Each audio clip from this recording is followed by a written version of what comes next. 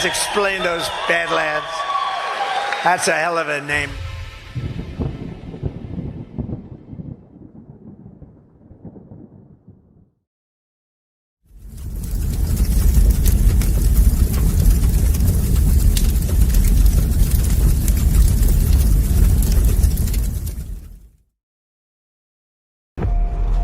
We were sleeping.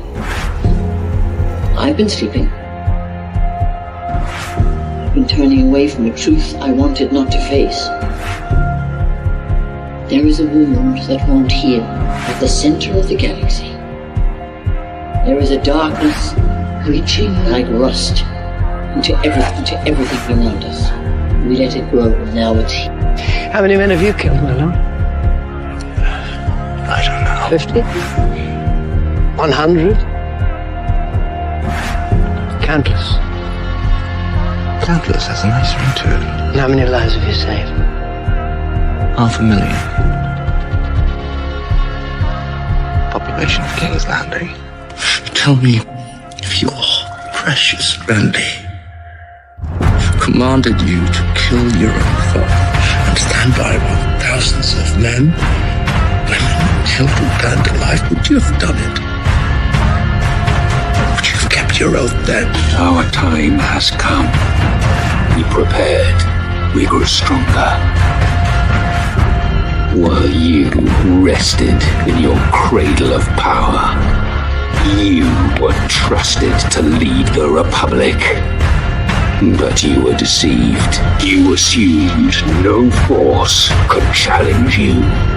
And now, finally, we have returned. The visions are clear now. I see possible futures all at once. Our enemies are all around us. And in so many futures they prevail. But I do see a way. There is a narrow way through. It's not a prophecy. It's a story that you keep telling, but it's not their story, it's yours. They deserve to be led by one of their own. What your people did to this world is heartbreaking. We gave them something to hope for. That's not hope! We have survived by hiding from them, by running from them. But they are the gatekeepers. They are guarding all the doors, they are holding all the keys, which means that sooner or later, someone is going to have to fight them. I wish none of this had happened. So do all who live to see such time, but that is not for them to decide. All we have to decide is what to do with the time that is given us. Forgive me. I did not see. I have failed you all. You will bring me. Jon, I do not know what strength is in my blood. But I swear to you, I will not let the White City fall. Our people fail. Our people. Our people. I wish you good fortune in the wars to come.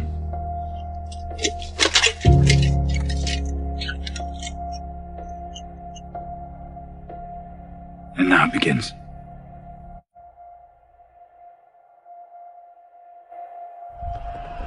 No. Now it ends.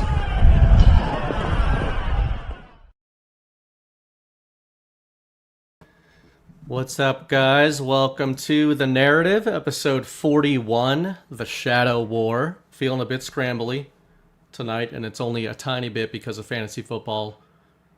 Chat, just tell me if Drake May throws any touchdowns. I've got a 90% chance of beating Brad tonight.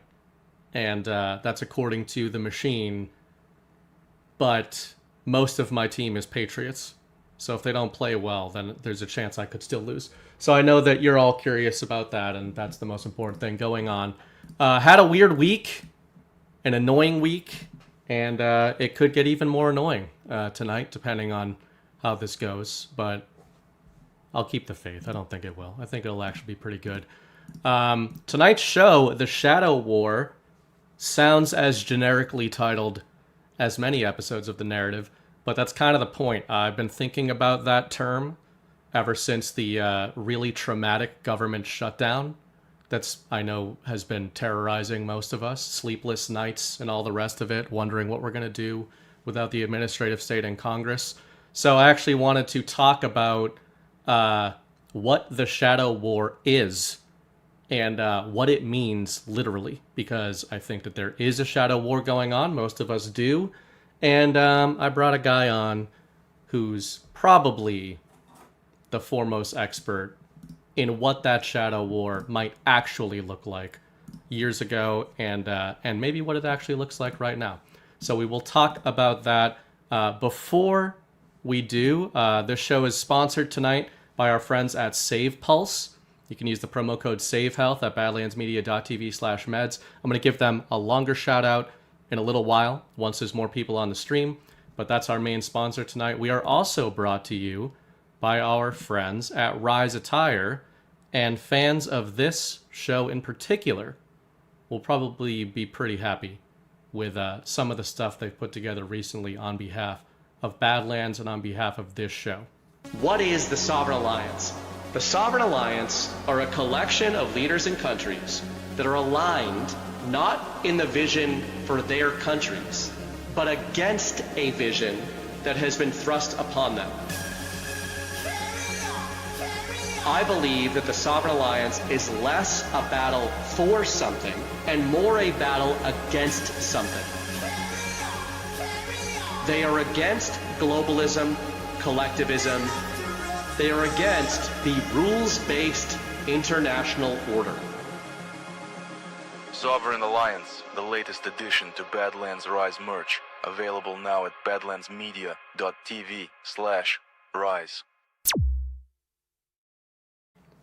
Sovereign Alliance merch, badlandsmedia.tv/rise. I will say one of perhaps the faux pas I made in the Righteous Russia series was portraying Russia as a tiger, when historically it is portrayed as a bear, as they portrayed Russia. And as we talked about on Wednesday's DPH a couple weeks ago, apparently Russia is annoyed by that as well. So anyway, check that out. Without further ado, my guest is Jon Herold. How's it going, man? It's going well. I didn't get enough of you Wednesday, so I was eager to, get right back on stream with you today. I could tell. There's a certain demeanor, like I've said before, like when I can kind of feel your energy getting preemptively zapped before having to deal with me, which actually is making me feel better. I was feeling a little bit chaotic before. Feeling a little better. So I'm a calming presence to you? Is that what you're saying? It's more like a vampire situation. Vampires have been on the mind lately. Chris and I did Sinners last week. It's like what drains from you, I absorb by proxy. So you're the vampire in this scenario? I guess I am, yeah. Sort of an energy vampire situation. I'd agree with that, I think. Yeah. I think I agree. Something we're starting out with agreement. Before we get into why I brought you here and introduced you to these people, I want an excuse to bitch about how my week went. So to be polite about it, I'll ask you how you're doing and how your week went. I don't feel like complaining tonight, so I'll just pass it to you to do all the bitching you want. No, my week was fine. It was all right. It was a weird week. I flew out to Baltimore to bring my girlfriend back. She just had surgery and she can't lift more than 10 pounds, and she had a bunch of luggage and stuff. So, jeez, yeah, women can't do anything for themselves. It's ridiculous. But other than that, it's sandwiches are under 10 pounds. Sandwiches? So, that's true. Sandwiches, other foodstuffs, mostly that a husband would need. Depends what's in the sandwich, I think. But no, my son had flag football tonight, and it was really funny. He scored a touchdown, but then he was like, he stepped out of bounds a little bit, and it's like an all Catholic school team. We had to call it. I had it on camera. I was like, yeah, but he just stepped out of bounds. And then he was like, telling all his friends, I don't think I stepped out of bounds. I don't think I stepped out of bounds. Like, dude, I just showed you the video 10 times. You stepped out of bounds and you know it. It was really funny. But there is that kind of situation you can get it. Are you coaching? Are you involved in the? No, I'm not coaching this. I said I would if they needed help, but they have 3 other dads coaching. So, because there can be the sports dads that coach their own sons.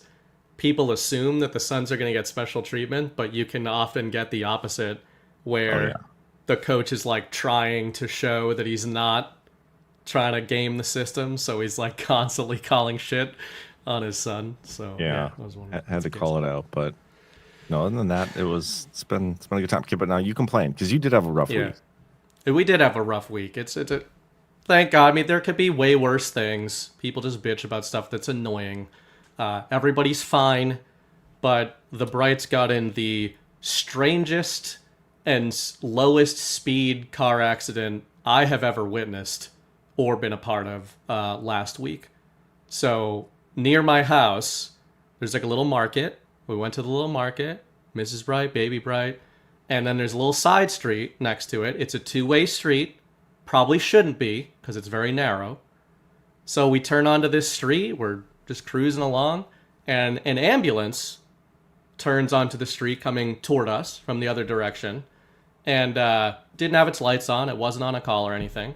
So I kind of pulled to the right, thinking, okay, we got to get by each other. But I knew right when the ambulance pulled onto the street, there is zero chance we can pass each other. This street is not wide enough. Like, everybody who lives there knows that that street's not wide enough, which is why trucks do not go down that street. So the ambulance just kept kind of coming towards us, fairly slow. And I was like, all right, this is getting a little weird. So I stopped the car, thinking they were going to stop and let me continue on through.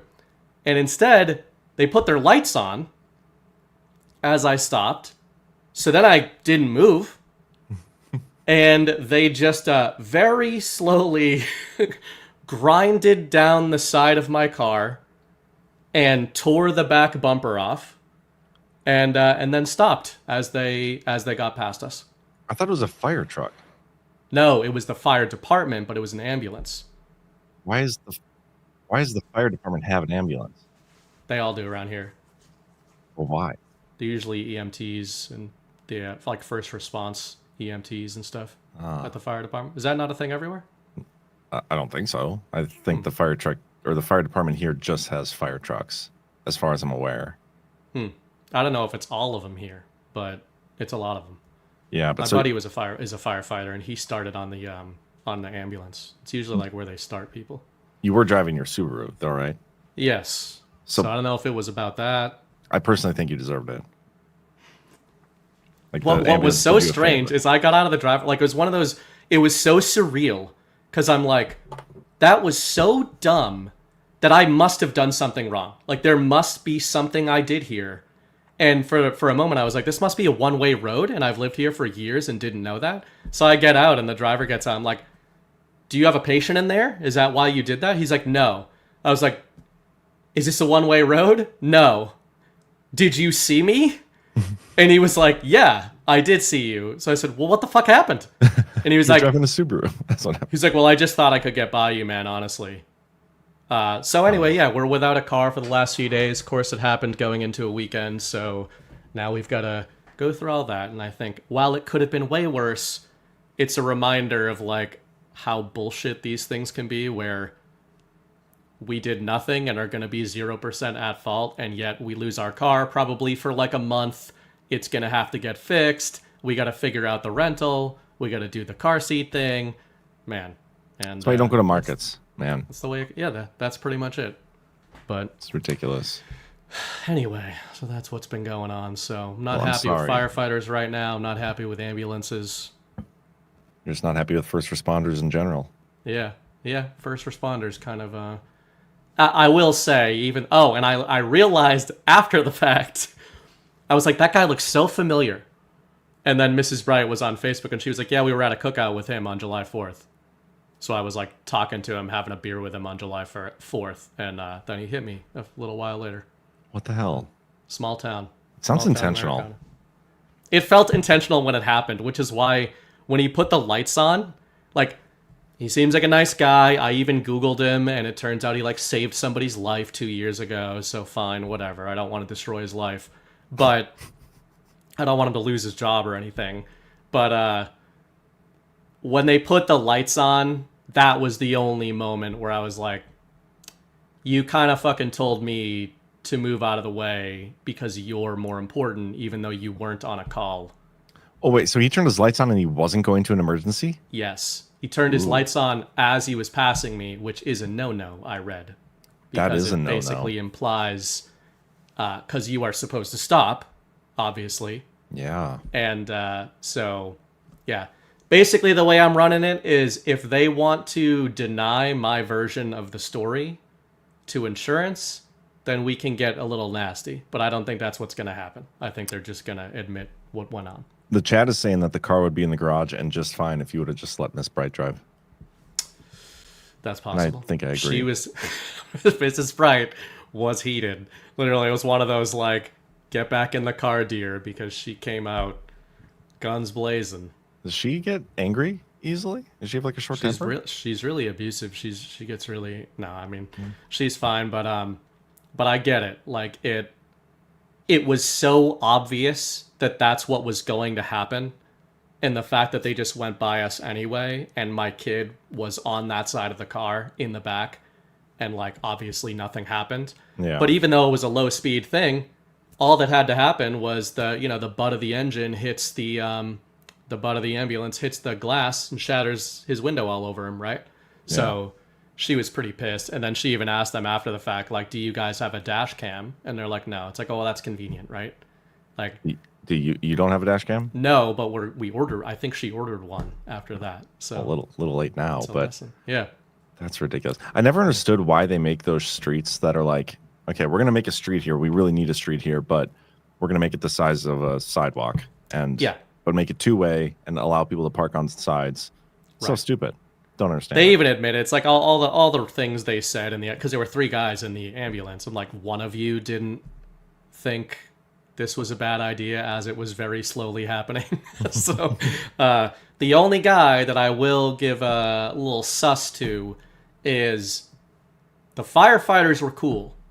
They all seemed like they were gonna say this was on us. Here's all our information, all that, right? The cop shows up, and the cop had been at a call with them that day. And the cop shows up, and he goes to them first, and huddles in a corner and starts talking to them. And then he comes over to me, he's like, hey, here's the information. You'll get the police report later. You can get it. I said, well, what's the report going to say? And he's like, well, just what happened. You guys were trying to get by each other, and a collision happened. I said, that's not what happened. So I'm looking at the firefighters, and I was like, we all understand that isn't what happened, right? Like you were parked, right?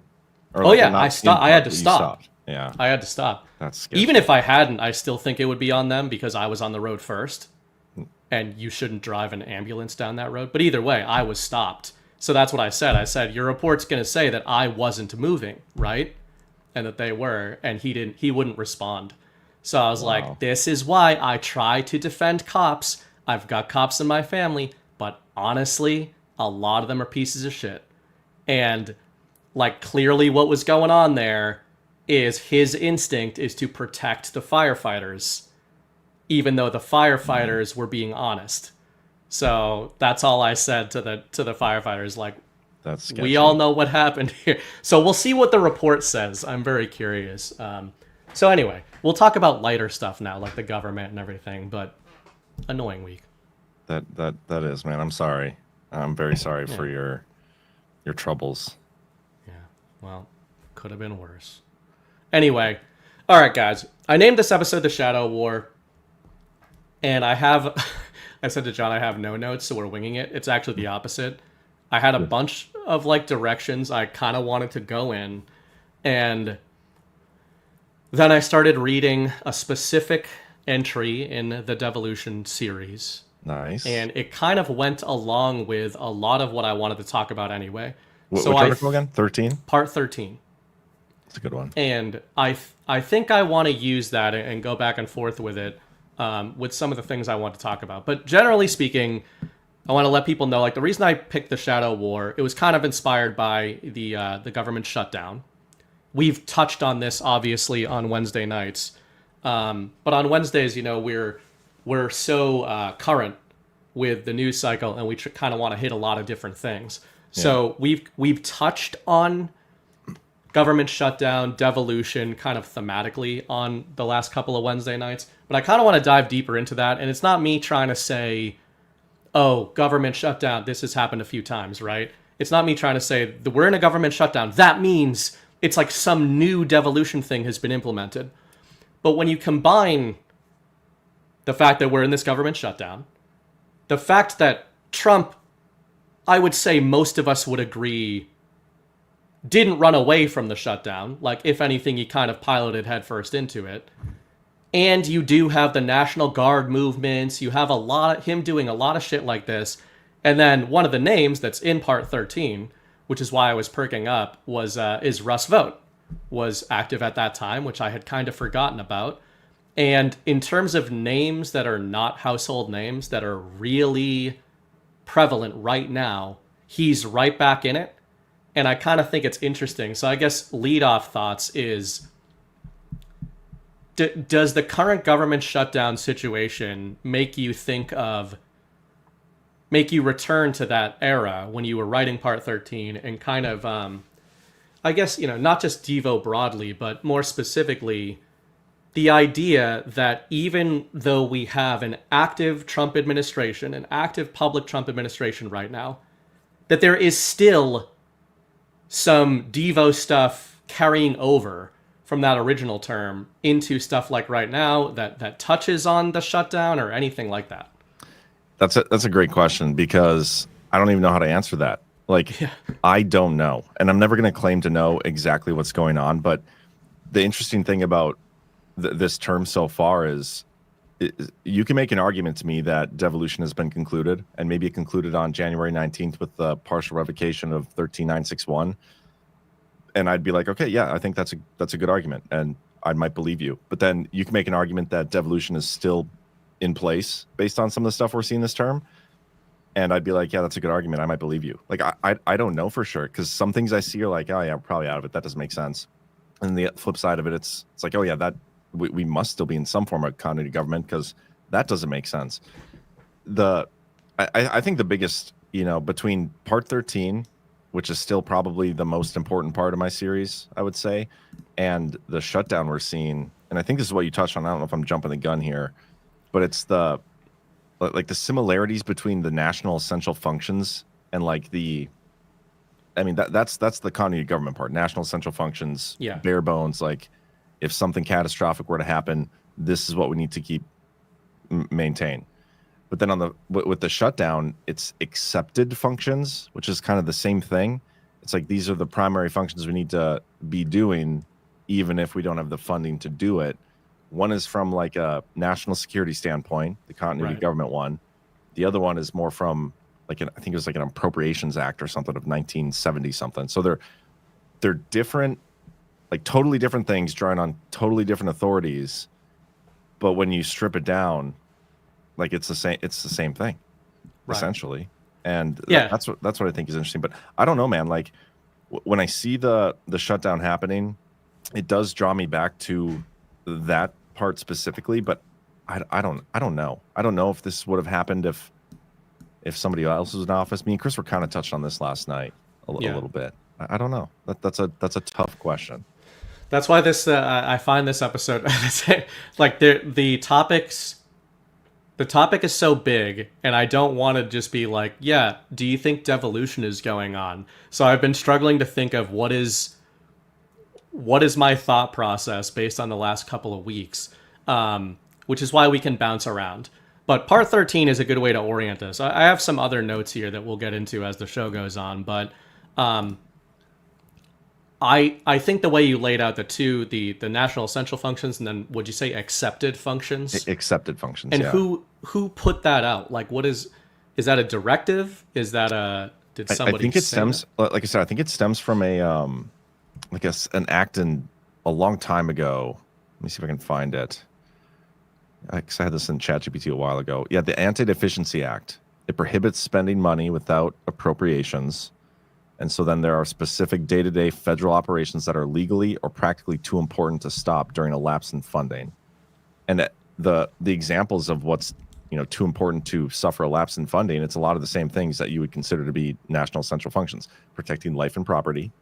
FEMA stuff falls in there. Activities with permanent or mandatory funding, which is like Social Security stuff, and then national security and law enforcement. I think the shutdown and what is maintained is probably broader than what I think devolution was. So I don't, but there is overlap for sure. Yeah. This might be a strange way to put it, but I think for some reason, the way that the current government shutdown struck me as it happened, and you and I talked about do we get on the rug, do we not get on the rug 2 weeks ago? Now, do we get on the next rug? That's what we're constantly trying to figure out. It made me think less, we have entered some new form of continuity of government, even though, as you're talking about with accepted functions, maybe literally that's true. Even in Normieville, we saw the Pentagon putting out messaging a couple of weeks ago saying, like, I forget how what contingencies, they were talking about contingencies. Yep. So this stuff is kind of filtering into the mainstream narrative. And that's actually originally why I wanted to have you on. I just think the events of the last week have made it even more kind of apparent. But basically talking about, it feels like devolution isn't being disclosed in some direct manner. Yeah. But I really can't recall a time when in just normie sphere news media, you're kind of getting a lot of conversation about, well, what does go on in the government? What do they prioritize? What don't they prioritize, especially when it comes to national security? And as we were talking about on DPH quite a bit leading up to this, the fact that Trump, he really leaned into this, and then in the aftermath, he really doubled down on it by saying, he was putting out his truths, saying, I can't believe how stupid the Democrats are, what they called it, and Chris was writing about it, incredible opportunity. Unprecedented opportunity. Unprecedented opportunity, right. And you were referring to the unprecedented disease requires unprecedented cure, right? Unprecedented fraud. Okay, unprecedented fraud requires unprecedented cure. So there's a lot of more direct messaging about this, and I think of it less as we've entered a new continuity of government operation, and more like, is the fact that they leaned into this and didn't give a shit about the congressional shutdown, does it have any gravity to suggest, going to the fake elections of it all we've been talking about for years, that the administration not only kind of wanted this to happen, but that they maybe didn't care if it did or didn't happen, because do they even recognize Congress? That's why I started by saying, less have we entered some new cog, and more, has the cog that you've been writing about forever really ended in any meaningful way?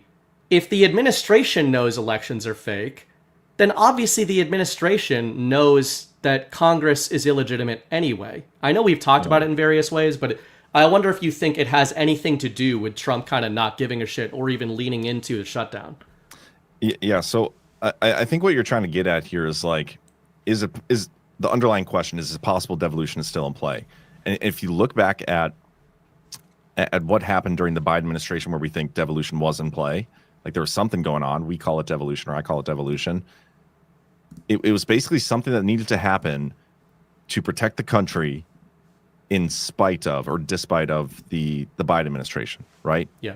Now, if you look at the current administration and the current government, we're pretty critical of it. Trump is obviously the face of the current government, but if it's just as illegitimate as the previous administration in terms of elections and all these different things, would you need the same mechanism in place to protect us during this period, or is it not necessary because Trump is the face of it, and if something does happen, he can just overtly say hey, this, stop that thing, do the thing. I don't know. And what I see the shutdown is, and this is what I talked about last night a little bit, I think there's Trump has a starting point, and whether that starting point was at the beginning of this administration or back in 2016 when he got in, I don't know where the starting point is, but I know there's an end point. He has a vision for how this ends, or at least I believe he does, and that ends with fixing our elections. It's fixing our economy. It's fixing a lot of things and righting a lot of wrongs for a lot of people. And he has a path that he wants to go on from A to B. And then outside of going from A to B, there's all these other, various situations that they could address if they wanted to. And maybe some of those get fixed along the way. or maybe some of them they can use as an opportunity to like, okay, well, I mean, we have this opportunity, might as well do it. Like that's, you know, a C, D, E, F, G, H, and they're on the outside of the straight line from A to B. And, you know, one of the things I was looking at a lot leading up to the Charlie Kirk situation was like the disclosure and the declassifications that we were getting on a lot of the RICO stuff, which was awesome. And it's kind of stopped. Like a lot of the momentum, it seemed like stopped, and it had to be like restarted again in this last week. And so when I see a shutdown like this, Trump, I don't think Trump cares whether or not the shutdown happened. And he was being honest. Like he's making fun of these people. He's joking about the shutdown and the Democrats. He's like, you guys are idiots. Like you just gave me a great opportunity to do something that I didn't even think I'd have the opportunity to do right now. And so while on the way from point A to point B, okay, let's take a break with that straight line and let's tackle point C, which is we can fire a bunch of people right now as long as the government shut down. Let's take advantage of this opportunity and do that. And that's kind of what I think we're getting. I don't know if you can make the argument that maybe Chuck Schumer is a little more controlled, like he's our boy Schumer. We talked about this a little bit last night too. And he's doing Trump a huge favor. Maybe it's intentional, maybe it's not. Maybe he's a little more controlled than some of us would like to believe. I don't know, but it's a great opportunity if Trump is actually able to pull this off and fire a bunch of people like he said he is. But the thing is he met with Russ Vought, what was it, like last week, Thursday or something? Yeah. We don't know. I don't know what came from that meeting. And as far as I'm aware, I don't think they've actually fired or done the reduction in force like they said they were going to. So right. I haven't actually seen anything yet. So hard to get excited about it. Yeah, it's interesting because one of the other things, I was just saying if my mouse is dying, but that's fine. Oh no. Man, your week could not get any worse. Yeah. Yeah, one thing after another. Yeah. It's funny. I think one of the ways I've been thinking about this in the last week in particular is almost like parallel devos, or maybe another way to put it is before the government shutdown, the first half, 2/3 of this year, if you were to put like a narrative onto what is the deployment of the Trump administration coming into 2025, besides the golden age, besides all the macro stuff, it feels to me like it has been all about defining presidential authority. We've talked about this for years, going back years on DPH. Defining that, maybe expanding it. By extension, if you're defining presidential authority or redefining it, then you're obviously, by extension, redefining the authority or lack thereof of the rest of the government, right? Yes. And what's kind of interesting, I think, in light of devolution, and you mentioned the Biden era, devolution is a very literal, extreme version of that. If we just take it as something that happened or would happen, it is taking the power, taking certain essential powers from the narrative government and giving it to an actual government that is operating, in the shadows, hence the shadow war. And it feels like even if we, I wonder if even the questions we ask and we go down these rabbit holes of being like, is Devo still active? They are tricky questions. You're right to say we're never going to know the answers to them. But I'm starting to wonder, are those even the right questions that we feel compelled to ask? Like, I feel compelled to ask that. The reason I bring up the 2025 deployments and the 2025 kind of starting with Doge and the war on the administrative state, I would say is really the war posture Trump has taken within the government. All of that set the groundwork for this shutdown narrative. And is Trump basically trying to redefine presidential authority in a way just going forward to almost normalize the sort of authority that you've theorized he has in a devolution scenario? So in other words, it's of lesser importance whether or not a specific executive order is still in place and Devo is still active. Is Trump like looking at the Devo era and saying, honestly, that's kind of just what the government should be? I touched on this on Wednesday, but I wonder if that's part of why he's just saying, it doesn't matter if you guys shut down or not. We, as the executive branch, are operating as if we have constitutional authority vested in us by the American people. so it almost doesn't matter. Yeah, again, so that goes to a different understanding of devolution, I think, than the one I have, and I don't know if my understanding is right either. So that's there are people that think Trump was still the commander in chief back when Biden was in office, and there's people that think he was like president. That was never me. Like my understanding, and I tried to get as like literal as I could with the word devolution, is he actually devolved his authority, and there was somebody maintaining some form of the national essential functions, but it's speculation as to who it was, and it's also speculation as to how much of it and which ones were prioritized and how much was being done. And that's why I've been keeping my eye on the partial revocation of Executive Order 13961. That was tasked with a review back in March, I think it was, 120-day review, or maybe 180 days, I don't remember which, but either way, it was supposed to be like the report was supposed to come out and recommendations were supposed to come out. And it wasn't just on that, it was on like our continuity policy as a whole. It was supposed to come out on September 15th, or at least be presented to the president. And then you'd think that they would put forth new measures or new policy directives or NSPMs or executive orders or something, but we haven't gotten a single thing on it yet.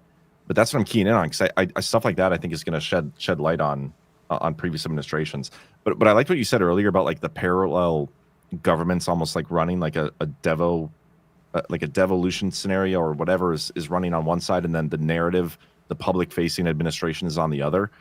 Because I could get on board with something like that being the case, because as long as Trump, and this is something Chris said last night, and he said many times, as long as Trump is operating on like the path that most closely resembles his interpretation of the original Constitution, he really can't go wrong. Like it doesn't matter. And you see that happening, and stuff is getting challenged, and he's saying stuff publicly, and he's fighting people, and he's calling out judges, and those things take time, and eventually the narrative aspect is going to slowly start coming closer and closer and closer to the Devo one, which is the one that really matters, because that's based on the constitutional authority, and it's smaller, it's more, you could say it has broader authorities, but I'd still say it's more defined, because I think a lot of the president's authorities right now, it's like it's very ambiguous, and it's arguably the more constitutional form of the executive branch is he has much more power than they want to believe he has, but at least I think it'll be more defined. Like, yes, he has a lot more power, and we know exactly what that is, versus right now it seems to be more narrow in scope and kind of ambiguous, and I think it's going to become more obvious that he has more defined power than people really, and not just him, just that position generally. Yeah, that's actually, it's funny because I think we both kind of did the same thing there, where before you answered, I found myself saying, yeah, we talked a lot about narrowing of presidential authority, and then I thought, well, but in some ways he's expanding presidential authority. But I agree, maybe the word to use is defining presidential authority. Because I do agree with you that, ambiguity is that gray area that the administrative state and the shadow government that we know exists thrives in. They thrive in the gray area. You even talk to people, like some of the most obvious examples is the IRS. And you talk to normies of like, well, the IRS is going to get you. And it's like, well, how exactly are they going to get me? I know they have gotten people before, but how are they doing that? If they had like super direct power projection, why wouldn't they just round everybody up? Well, they can't really do that. Well, what, can they seize your business? Not really. Like they can garnish your wages if they get permission from a federal judge, and they're like, that's that ambiguity layer that the administrative state has relied on. And I like the way you mentioned that Chris put it too, in terms of Trump doesn't have to worry about this stuff as long as he's operating in line with that public mandate that we've been talking about for a long time. I guess the current situation, it makes me think, another term we use often is narrative shielding. And I think the reason Trump is happy with the shutdown, if you don't want to say, like if you say we don't know for sure that this was part of the plan, we don't know if he wanted it to happen directly or forced it to happen, even in that scenario where it was outside of his control, if we are in this new term of redefining presidential authority, then something we talked about Wednesday night was that the cutting of budgets and Russ vote, and that's where the OMB comes in and all that. And Trump was obviously leaning into all this stuff all year in terms of budget appropriations and everything. I think you could make the argument that they're just gonna do all this stuff, to Chris's point, and the shutdown just kind of makes it way easier on a narrative level for them to do all this. Or I wonder, you might disagree with that, but I wonder, that's what I've been thinking this week. Trump is saying the government shutdown is going to allow me to do X, Y, and Z. But does that mean he couldn't do any of that stuff without the government shutdown? Because I kind of have my questions about that. Well, that's a good point. And I do agree with you, because you got to imagine long term, if Trump is going to fix things in this country, one of the things is like the size of our government. And the thing that they said they're going to capitalize on the most with during the shutdown is the reduction in force. Like, we now have the opportunity, the unprecedented opportunity, to fire a lot of these people that are kind of leeching off the teat of the government in these cushy government jobs. And it's something he said from day one he was going to go after. He offered a lot of people buyouts. A lot of people took it. Doge was in there, and they laid off people through that, but didn't really reduce the government by as much as we thought. And this is one of those opportunities. Now, did he actually need the shutdown? I don't know. I go back to that clip when he was on CNN with I think it was Caitlin Collins interviewing him, and he said you're going to have to default anyway. And so we've been looking for like some sort of nexus point within the financial realm that would take place, like a big boom that would cause a whole lot of other things to happen. A lot of people look to the Fed and be like, yo, Trump's just going to shut down the Fed and wipe away the debt and all these things. I don't know if he's actually going to do it that way. There's talk about, you've talked about the tether and the stable coins and how he's devaluing the dollar. And there's a lot of interesting moves there, which makes me think he's not just going to wipe it away. He's just going to, he's going to use a different method to do it. But I don't know, man. Like, it's hard for me to imagine that if the end game was to get rid of a lot of these jobs and reduction in force, that he relied on a shutdown to do it, which relied on Congress to not come to terms on something, which is the uniparty, which we know they always come to terms on something at some point eventually. And then also, if that's the case, like, you would anticipate we'd probably be in the shutdown forever, wouldn't we? Like, we would never come out of the shutdown. Right. Or we come back with, because you'd have to imagine that if there was any reliance on a shutdown, then to implement some of these things that he wants to implement, then there has to be no way for the machine to undo what's being done right now. Like, they can't just come back, oh, the Congress is back in session, the shutdown's over, they're going to re-implement all of the budgetary moves. People understand that even if you're following current bullshit law, government law and policy, that it would still take a long time for them to do that. Like, people understand that an administration can make a bunch of moves, another administration can come in, or not even administration, Congress could come in and work to change all those rules. It'll still take them time. But to your point, I think we have to imagine in this kind of audience that if we really are trying to move into a more permanent phase shift era, or go backwards toward the founding, then these things can't be policy dependent, which means that they can't be Congress dependent. I don't know. My question to you, like, if Trump, if we think that Trump, like, there's some bigger plan going on and Trump is kind of directing it and or at least the face of it and leading us there, do you think it relies on Chuck Schumer doing the right thing and keeping the government shut down? No, but that's actually kind of what prompted a lot of these thoughts, is saying, besides the literal continuity of government going on right now, because I sort of don't think that's how they're justifying it. I think that there's parallel governments going on right now. Again, you mentioned that earlier as well. There's during the Biden era, it feels to me like the shadow government was our guys, as you've written about. Like, you could call that a shadow government, even if we like it. Yeah. Right now, it feels to me like there's a situation going on where the shadow government is the administrative state and Congress, even essentially unelected representatives. The real government is, besides elections, as Chris would point out, it's the government that has the mandate and the will of the people.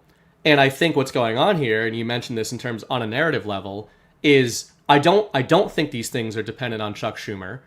I think Trump is using Congress as this immediate comparison point to translate these things to the American people of like, here's what I'm doing. Here's what I'm telling you I'm going to do as president. Here's who's standing in the way of it.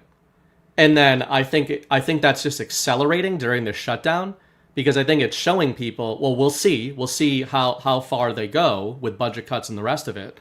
But I think Trump is at least posturing and saying, look at what I could do with these assholes out of the way.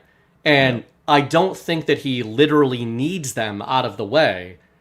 I think he's more using them as a sounding board and saying, this is what's been mucking things up for me. I think it's good for him that they are out of the way or sidelined right now, because it gives him that shielding of saying, yeah, I can cut budgets. I can,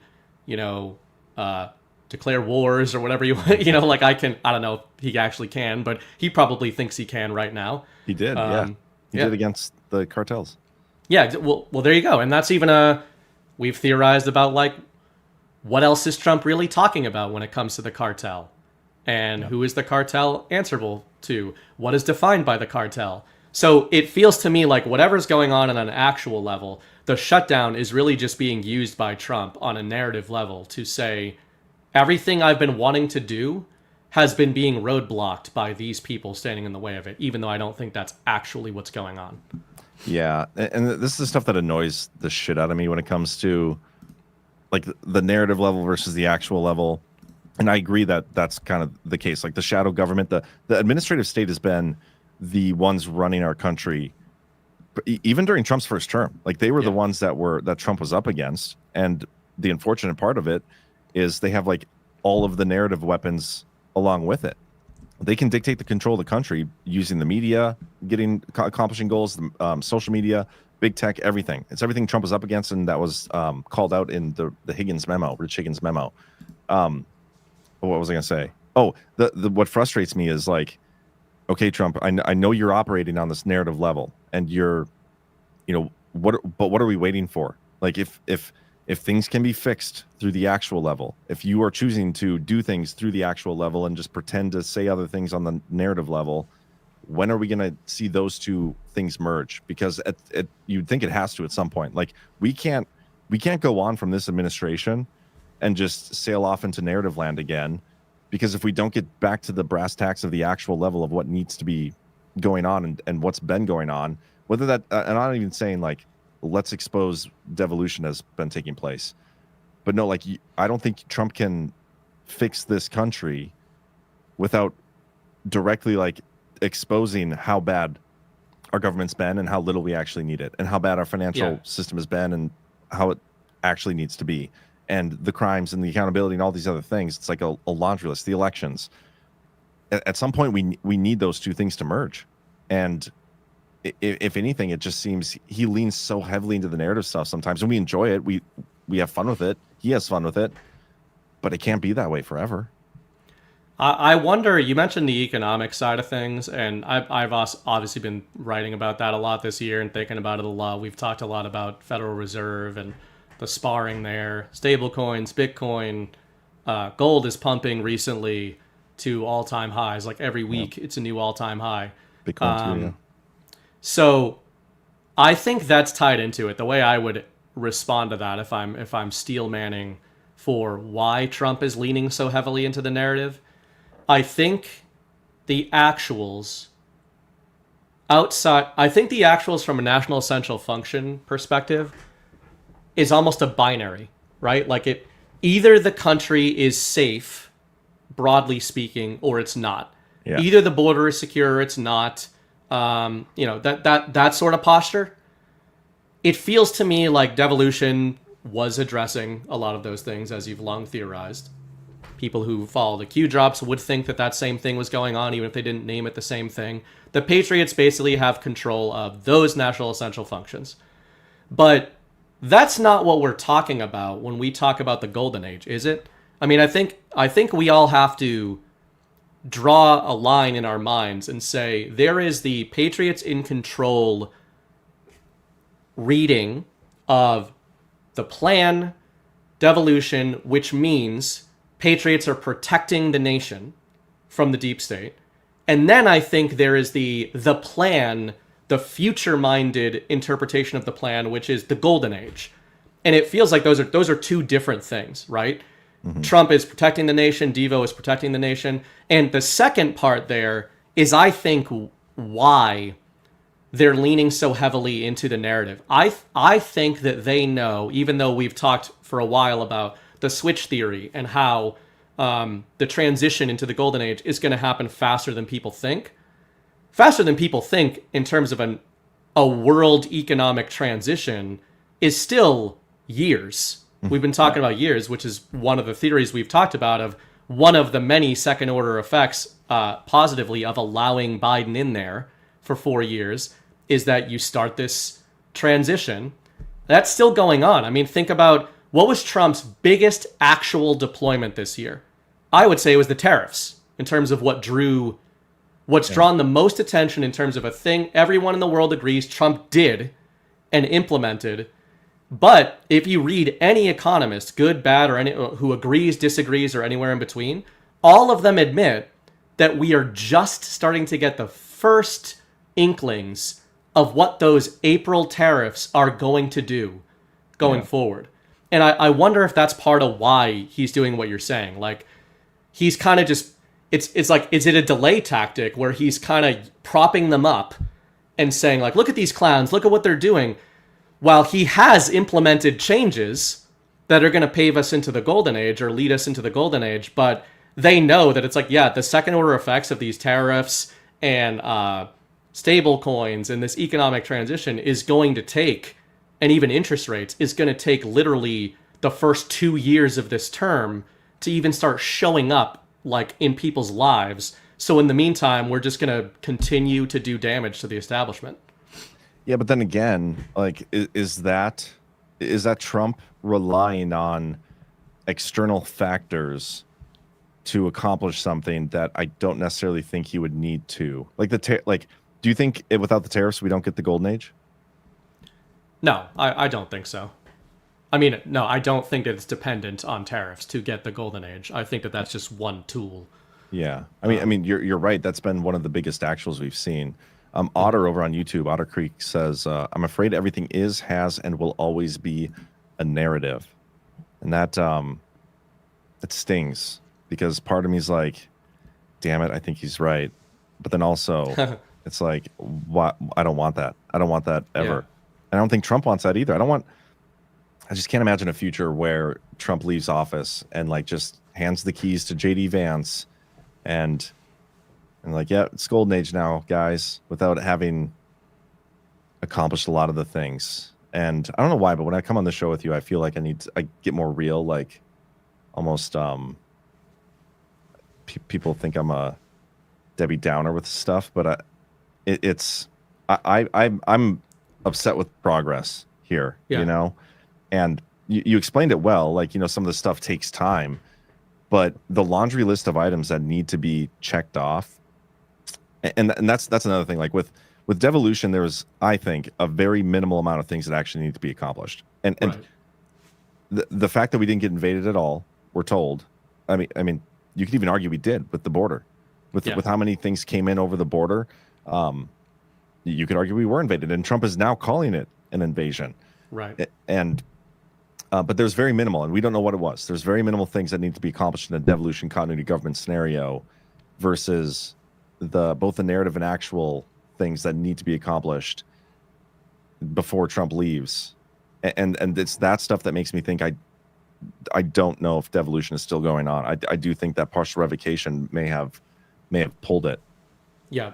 Yeah, well, I would agree with that, actually. And I guess my point earlier is that I'm not sure we need like a literal continuity of government operation to still be going on for Trump to navigate the shadow war. Meaning we would all acknowledge, no matter how much patriot control you think there is, that the deep state as it exists, and many of them are Congress and the administrative state, by extension, are trying to fight back. They're trying to, and if not fight back, they're trying to survive, right? We've talked about hibernation theory. Yeah, they're trying to wait them out.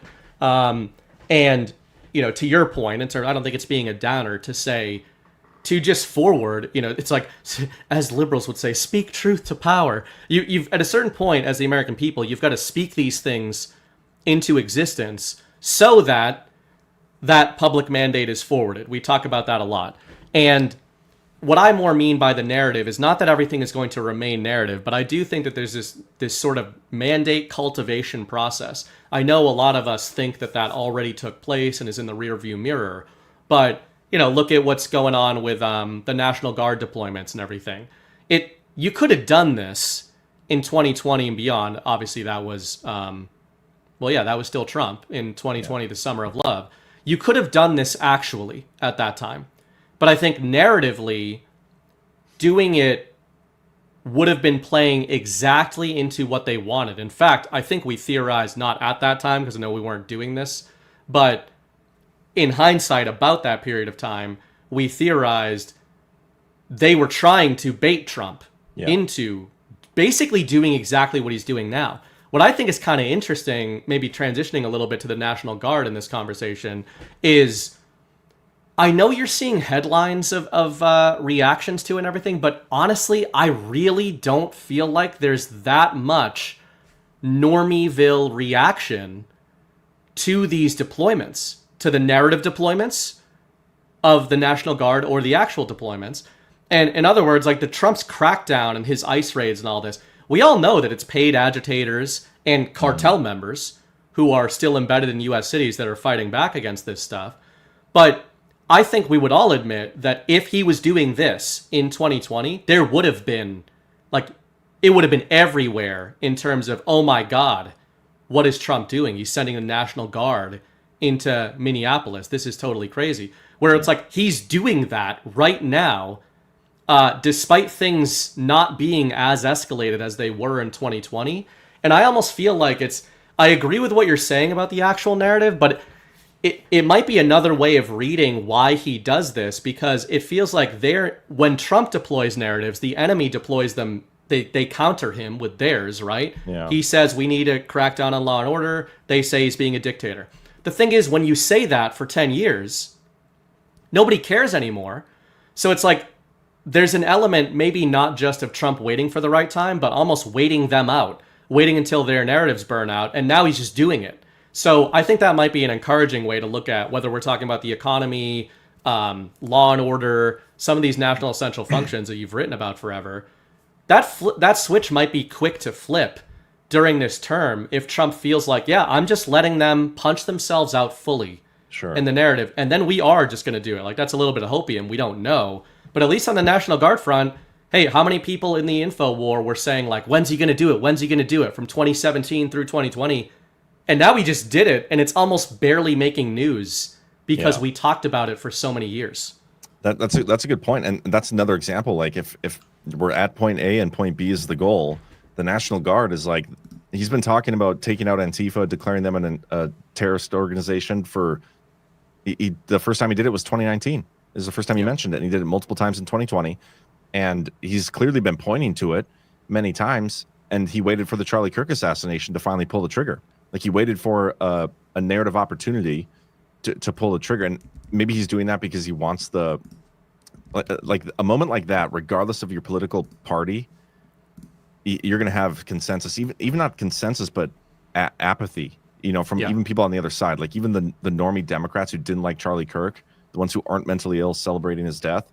They're like, okay, well, yeah, that makes sense. We should probably go take out these people because we can't have that in this country. And there's a lot of that too. And same thing, I think, with the shutdown. You could say there's going to be apathy here from people who normally would have issue with him firing. Like when you realize that the government doesn't need to be as big as it is, they even call the positions, I think, discretionary spending. These things don't have annual mandatory funding because it's discretionary. Like, why does the government have discretionary spending in the first place? They shouldn't. Like, you have the things you mandatorily need to fund, like the things that protect your life, liberty, and the pursuit of happiness. But then beyond that, shut that shit down. And that's the stuff like, so, okay, well, this stuff isn't operating anyway. people don't recognize that their lives have changed in any meaningful way. Perfect opportunity. They don't care. Nobody's going to care. And so I think you're right. This is like those tangents that he can take when the opportunities present itself.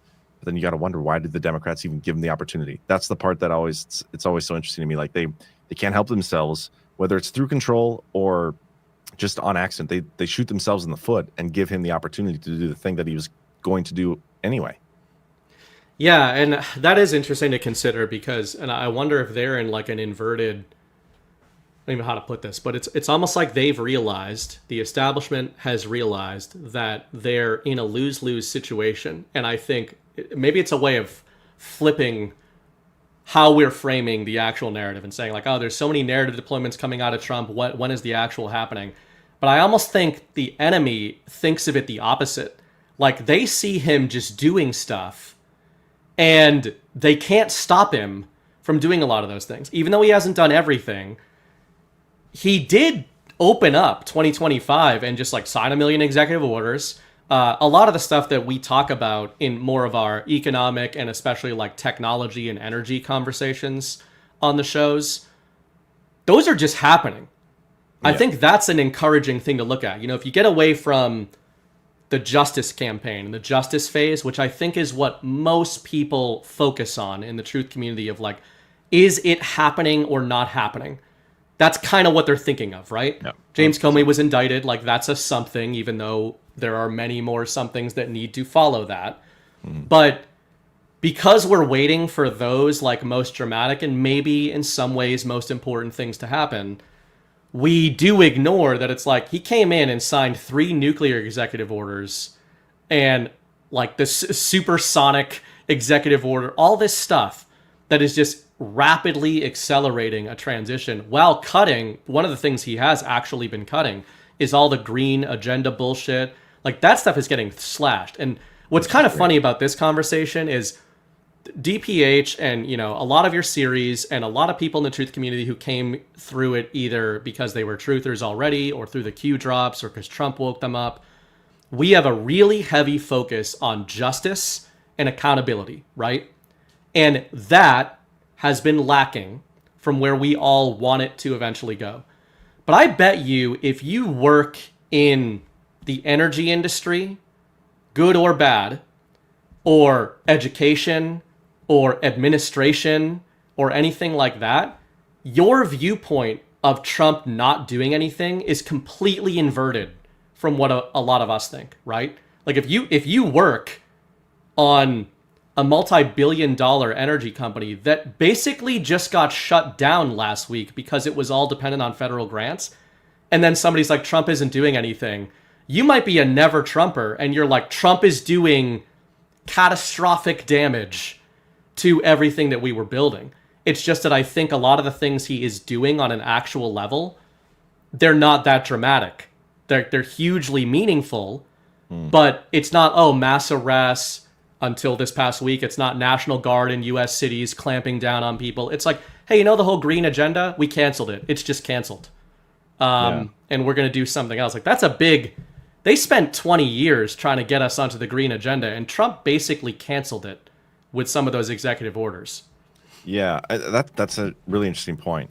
You know, is it because the green energy stuff, the stuff that he's doing economically, isn't as sexy as like going and arresting Hillary Clinton? I mean, probably it's I mean, I think part of it is like so many people want to see like the prophecies fulfilled in a way. Yes. Like they've been selling this idea of certain things happening, and they are only looking to have those things fulfilled. But I think you're right in terms of long-term success of this country and where we go as a country, and even as a world. And justice and accountability is important, but are these nuclear energy deals going to set us up long-term for more success than if Hillary Clinton, who at this point is kind of irrelevant in terms of her political future, is it more important that she gets arrested or like the nuclear energy deals? What happens? But I will say there is something to Trump himself being such a threat to these people.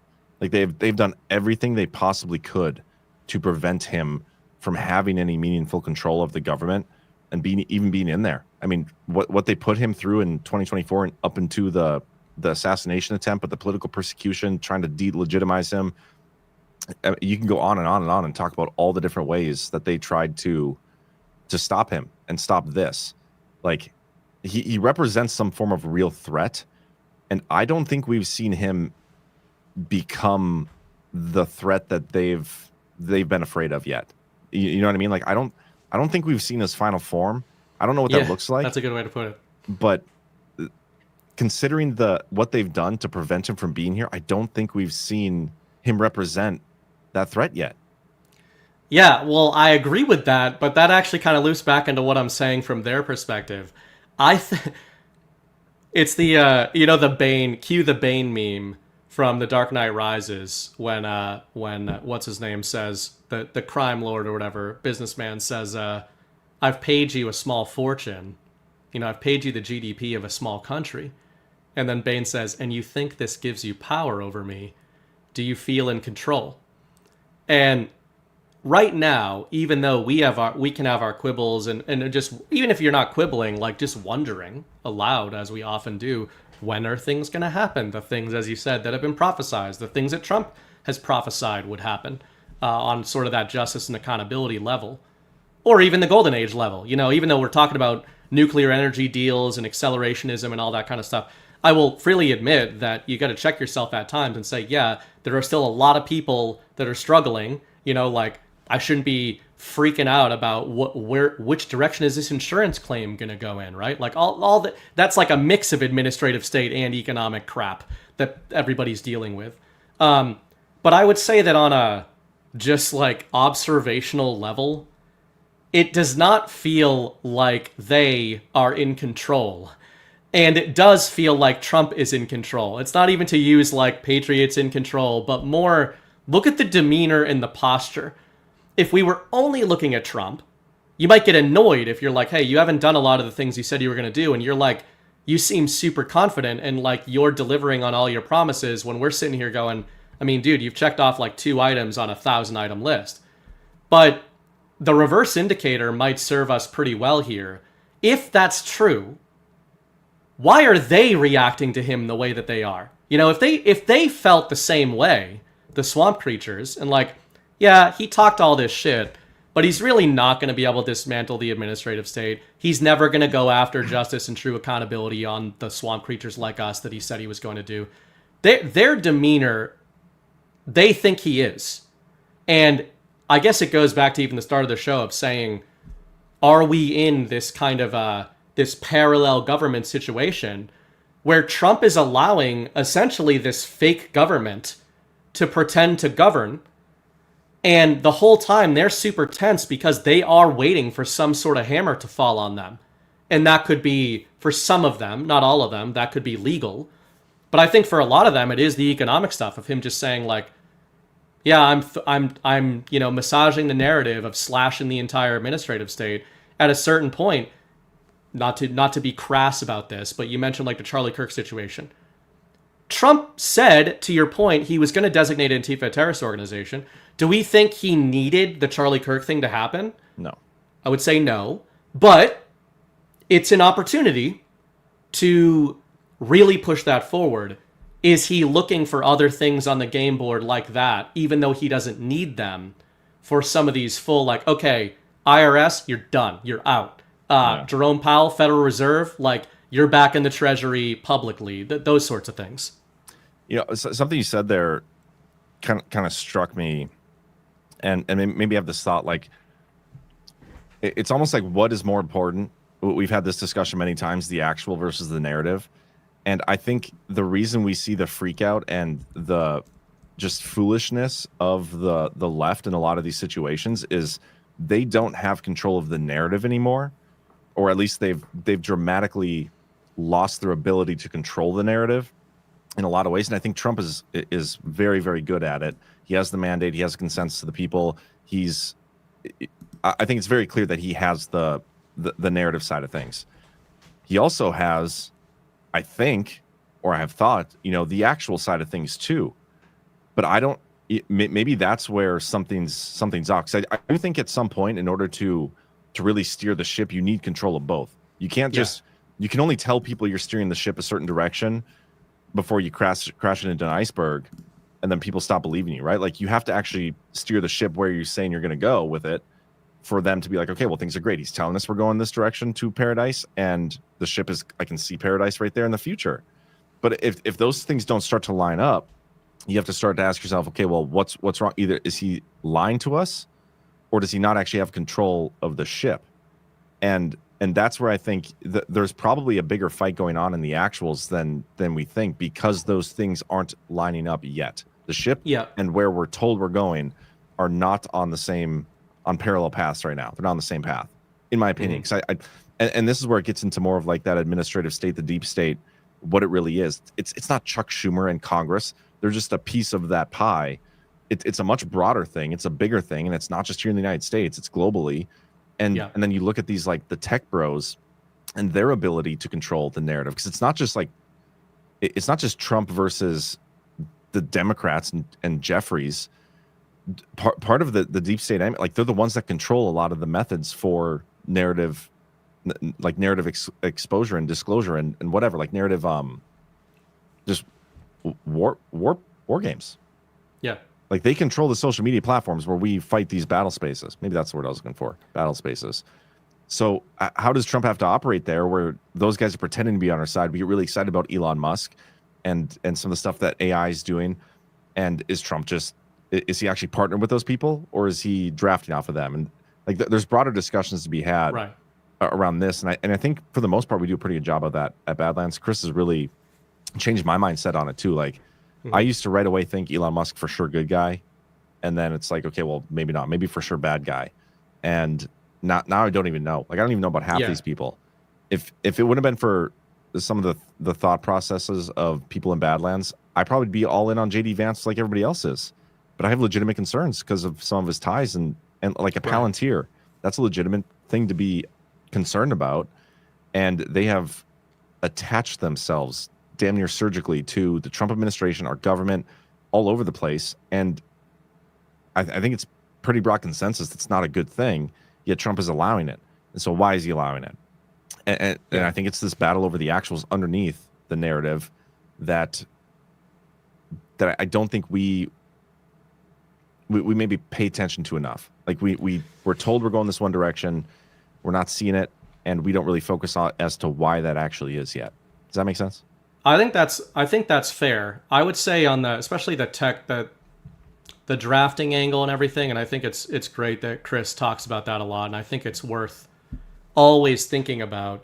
I think there's some assumptions that we make that strangely are right, this whole community, but admittedly they are assumptions. So I think the wrong kind of assumption to make is something that you just hit on, which is Elon Musk is an example. I mean, I tend to lean toward he's good guy, white hat sort of thing.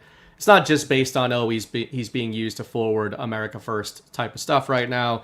I find it interesting that Elon has a very public history of going to war, like business-wise, with all of these people that none of us trust that are around Trump, right? Like, Elon went to war with Sam Altman.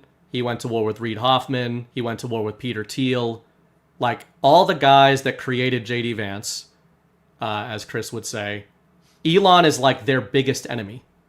And he used to work with a lot of them. Now, where this community can get into trouble, we call it magical thinking, not to be, that's a real term, by the way. I'm not being an asshole to say magical thinking.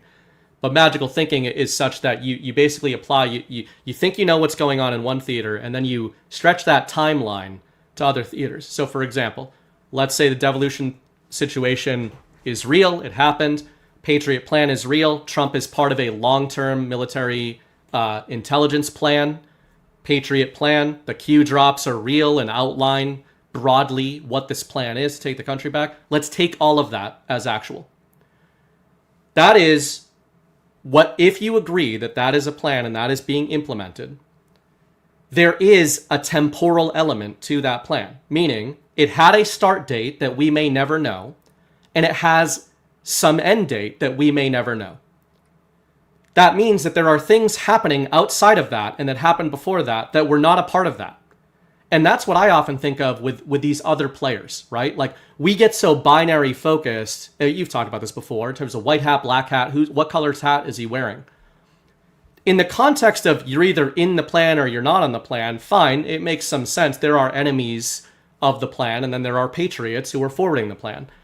Elon Musk, as one example, might have just been Elon Musk, who was involved in these extremely influential companies in the late 90s, ended up getting into these massive business disputes with these total pieces of shit. Guess what? If any of the story about Elon is true in terms of his intellect and in terms of his aptitudes and all of that, you are going to find yourself doing business with deep state people, right? Mm-hmm. Just like Donald Trump has done business with some of the worst people in the world. And did he know all of them were the worst people in the world back in the 80s and 90s? Like, he might have.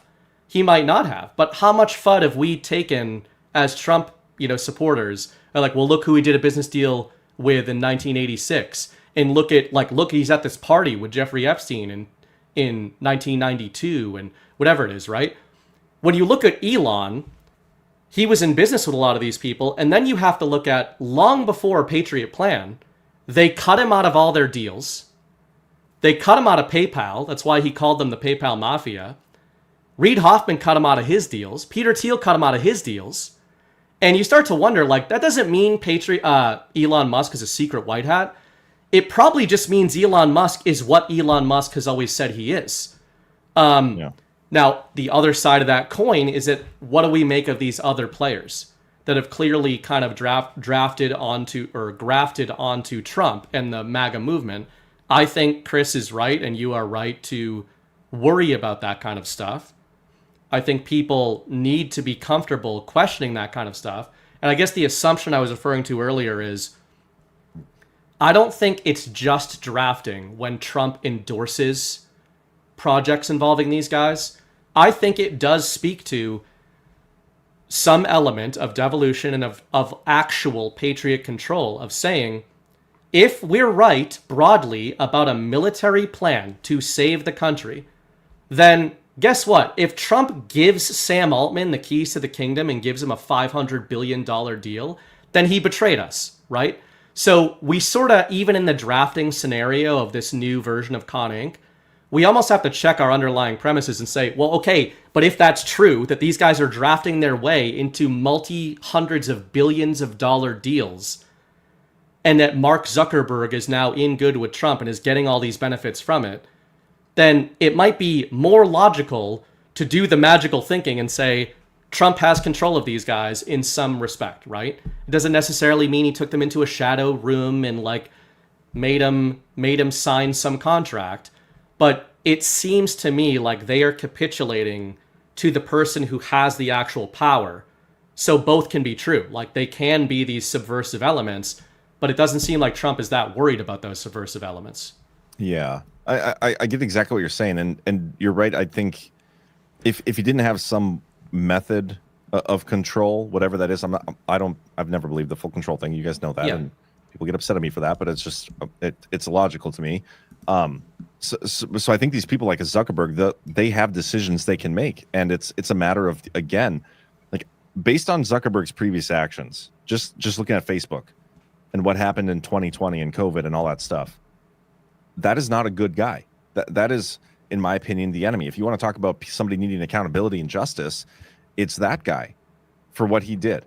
And yet here he is, also surgically attached to the ass of Trump and the government, and he's being allowed to do all the shit that he wants to do. Meta AI is now in the government, just like all the other AIs. Every AI you can think of is allowed to be used on government platforms now.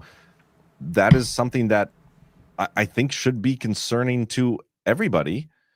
And whether or not we believe Trump will ultimately not allow them to do the bad thing they want to do, it really comes down to whether or not this is inevitable. The tech drive that we're seeing, do you think it's something that was at any point avoidable? Because I don't think it is. And I think Trump recognizes that. I think no matter what, there's going to be a future where AI is the thing, Bitcoin, cryptocurrencies. Yeah. If you're Trump, you want that to happen while you're in office because you can control it to a degree. But then again, it needs to be controlled post-Trump. And that's where that's where my concern comes from. And I saw some people in the chat like saying, don't be discouraged, John. I'm not discouraged. Like I'm in a good place. I'm happy. I'm excited about where things are going. I'm starting to use AI more, and there's some really exciting technology. It's great tools, and I see the benefit behind it. I'm big into cryptocurrencies, all that stuff, but I still think there is room for error here. And as much as I trust Trump is doing the right thing for us, I don't trust anybody to fully control anything where things are going. Like, I'm gonna still voice my concerns even if I trust the guy that is leading the ship, because as long as I'm not seeing the ship and the path on the same, like in parallel to each other, at least I think you have to voice your concerns. And if you get enough people, like if our voices don't drive any of the consensus or the narratives, it's pointless for us to even be doing this. We're literally just doing nothing. And that's why we talk about this stuff. We have these conversations. So I don't know. Like I think the inevitability here is kind of the big question mark, because even look at the shutdown. Like, did Trump need the shutdown? No. Whatever Trump was going to do was inevitable. The shutdown presents an opportunity. Okay, well, the AI tech, the future, is that inevitable? Probably. And so him being in office now and all these people willing to throw money and help the economy move their businesses here, that's an opportunity. So there's good and bad with every decision that's being made. It's just, where does it go beyond that? That's the point of concern, because like these tech bros and Zuckerbergs, as soon as the opportunity presents itself for them to jump onto the other ship, they'll do it. So how do you prevent that? I actually have an idea for that, and that's a good direction to go in. I'll do that after a break. I want to thank our main sponsor tonight, which is our friends at Save Pulse.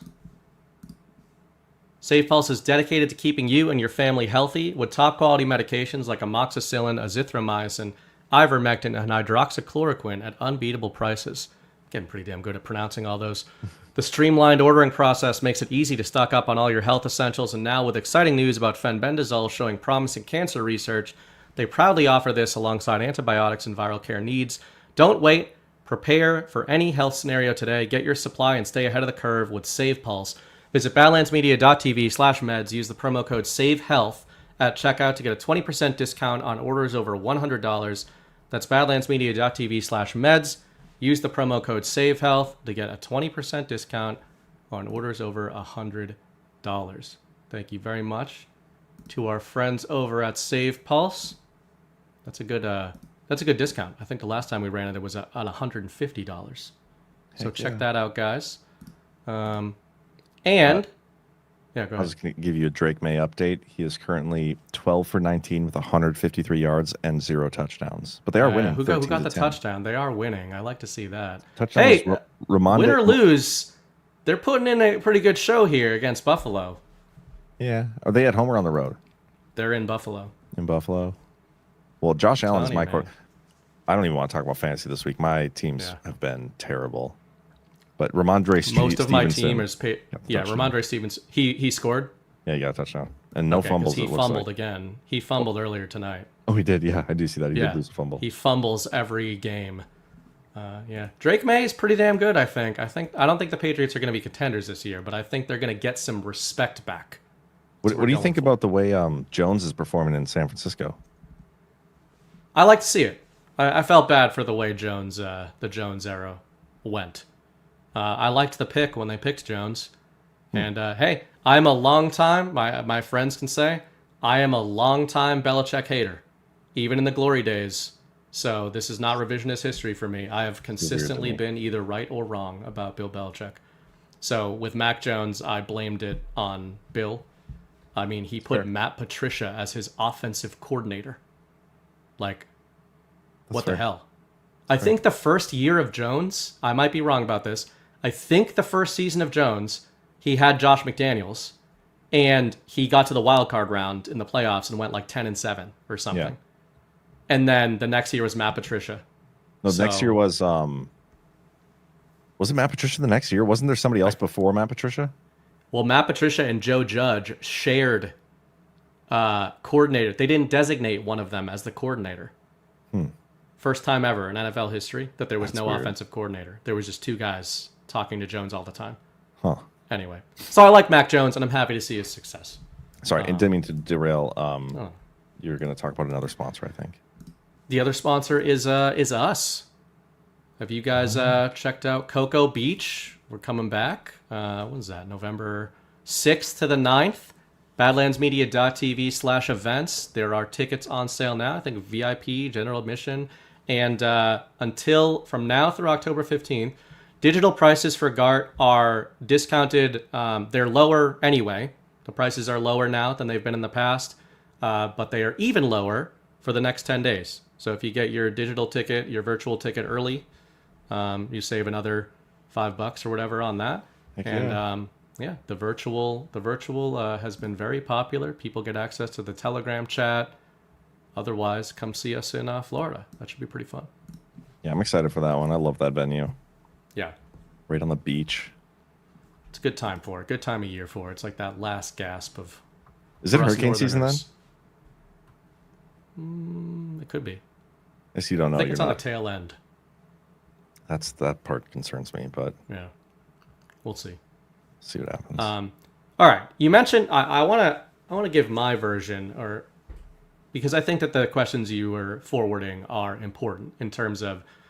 You were talking about it from the context of AI and, tech, all the... But you could apply this. We've applied this to many other conversations.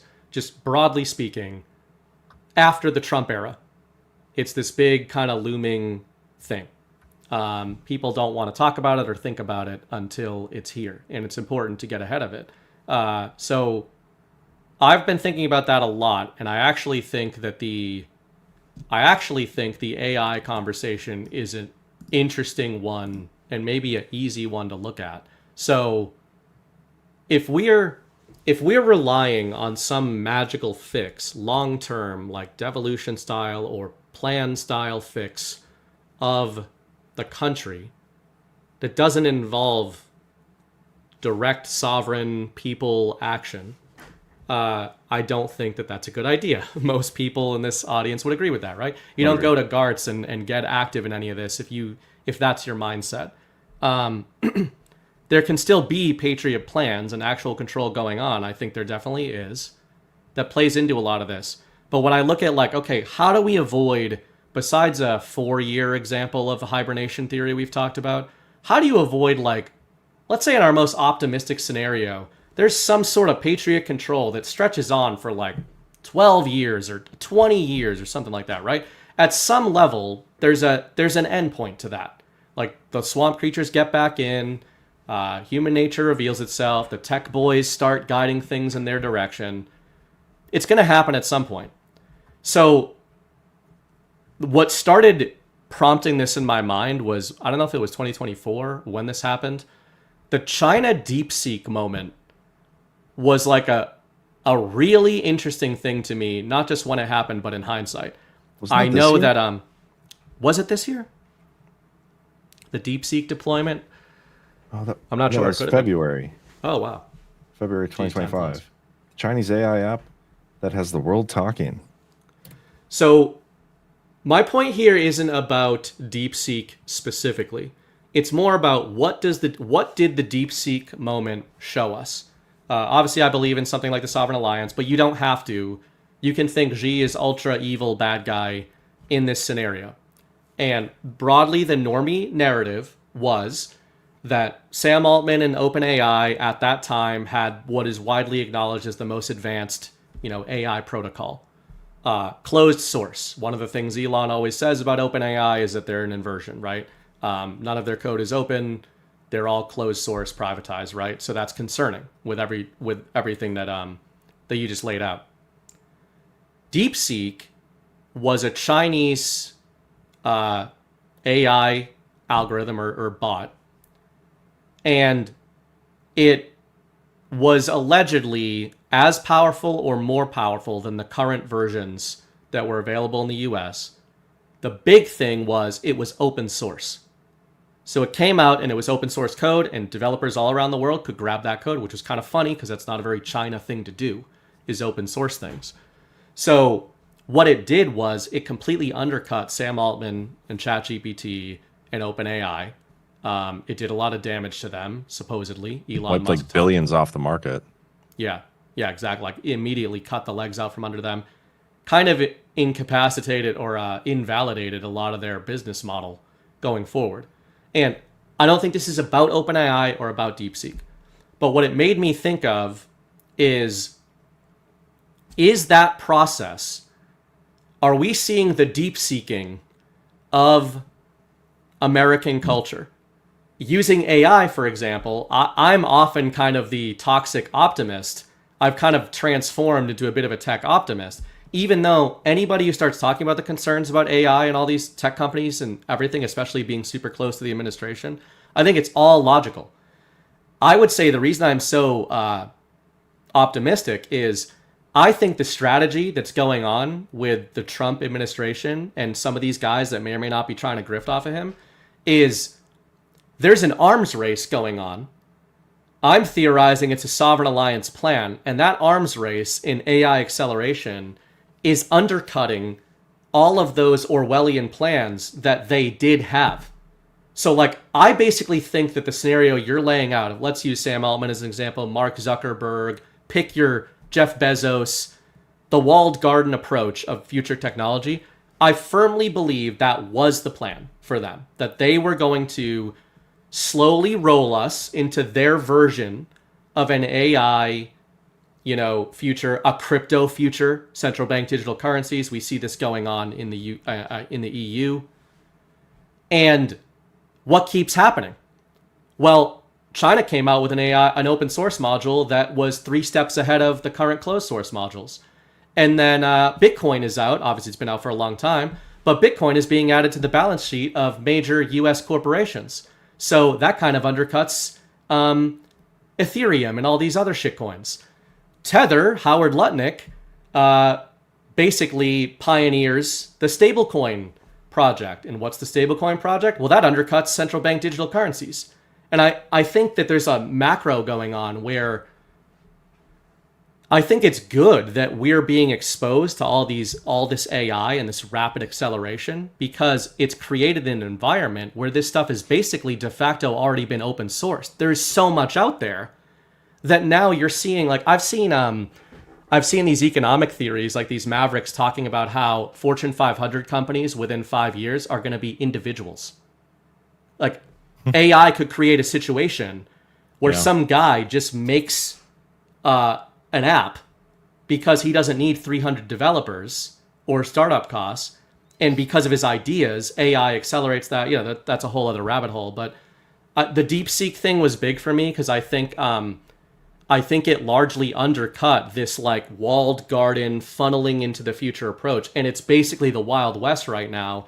That might be what Trump is doing, of saying like, we're throwing it all at you in rapid succession so that the people have access to the same type of stuff that these techie boys were playing with in the back room for the last 20 years. That is interesting. I do remember when the DeepSeek thing happened, I think the exact quote from Trump was, like, this is a wake-up call.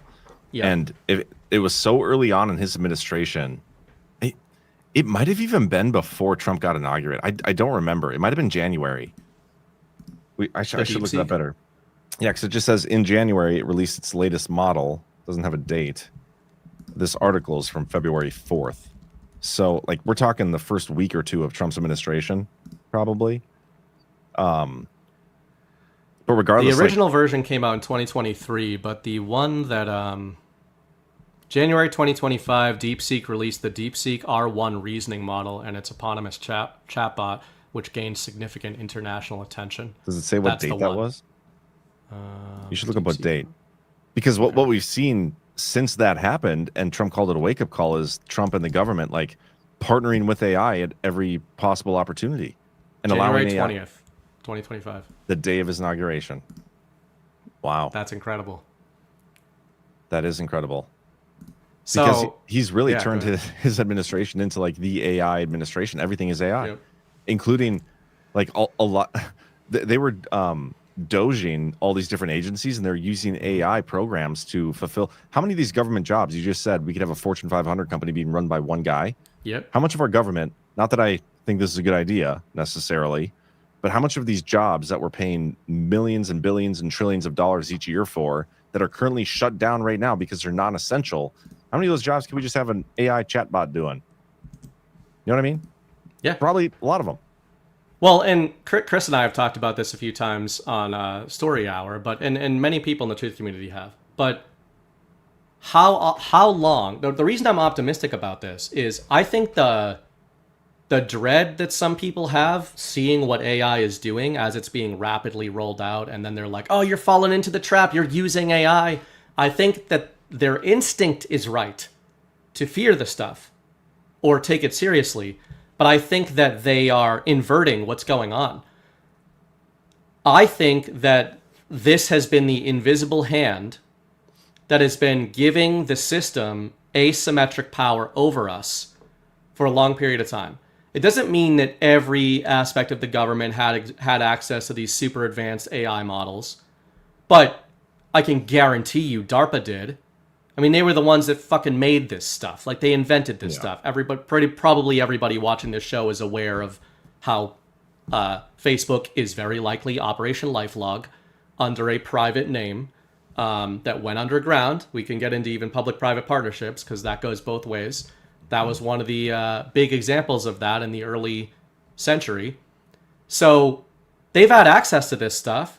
They've known how to sell you ads. People have been talking about this for 8 years. They're like watching a video about something or they're having a conversation at a cookout and then their phone is trying to sell them stuff. That's not like this sexy thing of look at what AI is doing. That's AI. People weren't talking about AI, but Siri was listening to you a decade ago and trying to sell you stuff based on that. How does Amazon know everything you want? Because there's AI modules and algorithms running on the back of your browsers for the last 15 years. Never mind, like, anytime recently. So I think... Yeah, go ahead. Sorry to interrupt. Have you ever seen that theory where, like, AI doesn't actually exist? It's just a super fast, like, search engine algorithm type thing? Like, the large language model thing, it can't actually think for itself. It just... Well, that's basically true. I mean, that's kind of verifiable in terms of large language models. Yeah. They'll mostly admit that. That's why Elon often talks about... People disagree with him, but he says he's looking for AGI. What do they call that? General intelligence, advanced general intelligence, and which it is them admitting that it doesn't exist right now. But that's, I guess what I'm trying to say is I think that has been going on the background, on the back end for a decade, and it has been. Controlling society largely. You know, I know people don't think of it as this super dark thing because they think of Skynet. They think of like, that's the machines are going to get you. It's like the machine had you. The machine had you hooked into Facebook. It knew everything about you. It knew all your proclivities. It's guiding all of your entertainment behavior. Netflix is guiding your entertainment behavior.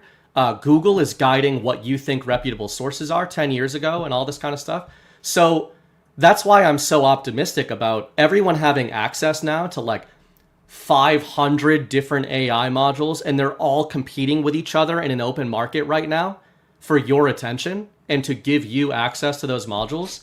I don't think it's eliminating the dangers of AI. I think it's decentralizing the dangers of AI. And saying it's out here. Now you have access to it. And honestly, we're rapidly approaching the point where if you get bamboozled by AI, like within a couple of years, you fucked up. Yeah. It means you didn't start interfacing with this stuff. And the irony is there are the techno-optimists that love this stuff and are interfacing it from that perspective. The people that are going to get screwed here, ironically, are the ones that are most afraid of AI because they're not going to learn how it works. They're not going to learn how to use it. And that means they're not going to know how it can take advantage of them, just like it probably has been for the last decade. Well, you made me think of something like Trump coming out here and disclosing it and the thing being open source on the day of his inauguration from China. Like, that's super interesting. If they were controlling us using AI behind the scenes, right? Like with DARPA, Facebook, all these algorithms and stuff, AI really didn't start taking off until, what, 2018, 2019? I'd say even beyond that after that in terms of like really public AI. I'd say like 2023, 24. Yeah, Biden administration in terms of like commercial use. But I'm saying like the discussions around AI and its capabilities and stuff. I think I remember there being a Trump executive order back in 2019, like the early part of like we need to be the leaders globally. Yeah, they're like, this is coming around the corner and we need to prepare for it. Yeah. So maybe like just my thought here is, if you're the enemy and you have all this control, I've kind of equated it to Twitter. What happened to Twitter? Like, it makes zero sense for the enemy to allow somebody other than them that they can't control, like an Elon Musk, if he is who some people think he is, to get access to the most powerful weapon in the information war. But it turns out maybe AI is even a more powerful weapon in terms of information war. How did that even become a commercial thing in the first place? Like, if that's such a powerful tool and they're not afraid to take people out developing that technology, they're not allowed to or they're not afraid to selfishly keep that technology from us as long as they can get away with it. How are they even allowed to how is that allowed to become a commercial thing now, outside of it being like, okay, this is the only way to stop this from controlling everybody indefinitely is to allow everybody access to it. Yeah. Well, on X, were you just talking about X? I was talking about Twitter first. That was the comparison. Right. How do you let them? It doesn't make sense for the enemy to allow somebody other than them to control Twitter. It doesn't make sense for them also to allow AI to become open source. Yes. And used for everybody. That's exactly where I was trying to go with that. It doesn't make sense. It's not good for them. Accelerationism is not. Ghost says this all the time as well. Accelerationism is not good for them. And if you want to know why, I think you go to first principles logos here. What does the enemy system benefit from? They benefit from controlling where things are going, right? Like the Hegelian dialectic, any way you want to frame it, predictive programming, they want to engineer us into the future that they have envisioned for them, and they want to get us there. You've got the World Economic Forum back during COVID went super mimetic for the you'll own nothing and be happy meme, right? That's how we associate them. So accelerationism is inherently bad for people that are trying to funnel you into a specific vision of the future. Because the faster you go, the less control you're going to have over all the variables there. Which is why, I didn't realize the date was the actual inauguration. But at the time, I had theorized that DeepSeek was our boy Xi, Sovereign Alliance helping a bro out. Because as you said, Trump immediately used it to accelerate funding, massive DoD funding, keep in mind, Department of Defense funding into AI. So, obviously, we would probably believe, you just mentioned that he was talking about this stuff back in 2019. So, did he react to the DeepSeek deployment on the day of his inauguration? Or did the DeepSeek deployment, was that in coordination with what Trump already wanted to do? This is one of the first executive orders on it, 2019. And this is what was the first commercially available AI? Do you know? Oh, I don't know. I'll ask AI. Are you using Perplexity yet? And Comet? I have not, but I need to download that. You've been liking it, right? I love it. Their partnership with Rumble is really cool, and they're going to allow summaries of videos and stuff. It's really cool. Let's see here though. I think it was OpenAI. Maybe not. Oh, this is telling me 1980s stuff. I don't want that. I think ChatGPT, because a lot of people in the tech world talk about the ChatGPT moment, they call it.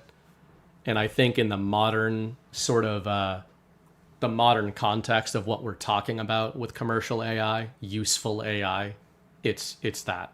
Yeah. Let's see. There's a wiki page on it. Which I would say is the baddies.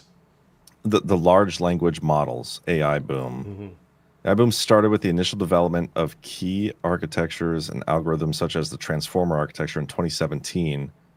The new AI era began in 2020 with the public release of scaled large language models such as ChatGPT.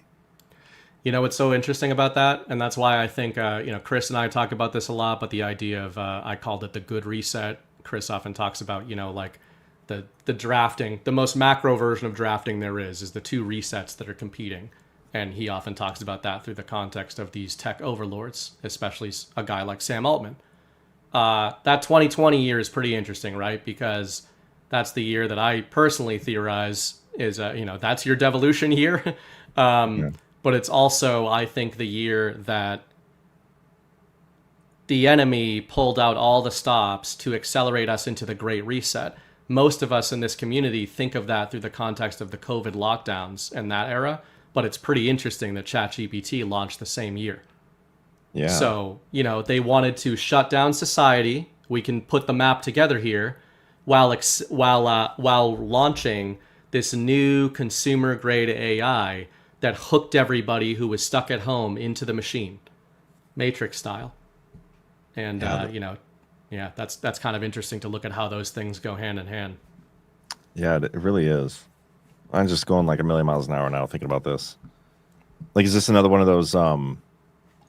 We talk about switch theory with the chips manufacturing, and this goes hand in hand with this. But how it was Trump's initiative to do the thing, and then it was carried out under the Biden administration, and then when he gets in there, he really like takes it next level and initiates it and reaps the benefits and the rewards of the initiative, and really hijacks any of the diversions the Biden administration was going to do with it. We saw that with his chip stuff. Like the story was just last week how the Trump administration hijacked Biden's chip initiative. Like that's literally what they said when it was Trump's initiative to begin with. Looking at this now, the same thing happened with AI. The same thing is happening with AI. Yep. That's exactly how I see it. I see it as that's why, like, when I look at Sam Altman, ironically, I think that he's being used and his assets are being used for good. I mean, we don't all love Apple all of a sudden, but we're okay with them investing $500 billion in U.S. manufacturing. That's Trump kind of not necessarily seizing control, but he's at the very least, the most normie reading of it without going into Devo, and he got control of these guys through executive order, is he changed the battle space with tariffs, etc., in coordination with these international sovereign alliance figures that we theorize. He prepped the battle space in such a way that they are now all their incentives are now being forcibly aligned with our incentives. In terms of the hijacking, it's impossible to look at. I mean, speaking of Elon Musk, if I'm right, and if some people are right about like who's his chief rival, Sam Altman is what we're talking about. He has fucked Sam Altman every way from Sunday in the aftermath of 2020. X is a big one you bring up. What does X have? Grok. According to the techie sphere, and who knows if this is going to be true, Grok 5 is meant to be an exponential leap in these LLMs that could really put a massive scare into specifically OpenAI. Right now, if you're using Grok 4 versus ChatGPT, like they're kind of all good at different things. They've all got some sort of metric that they beat the other one on. Grok 5 is apparently leveraging Tesla's Colossus supercomputer that is all NVIDIA chips, which is somebody who's been roped into Trump, like literally forced into massive deals by Trump, which Jensen Huang basically admitted recently. Yeah, but I think they just denied him like us ownership, right? Or equity. I think they said they didn't want to give us equity. Yeah. They're kind of playing hardball with Trump right now, NVIDIA.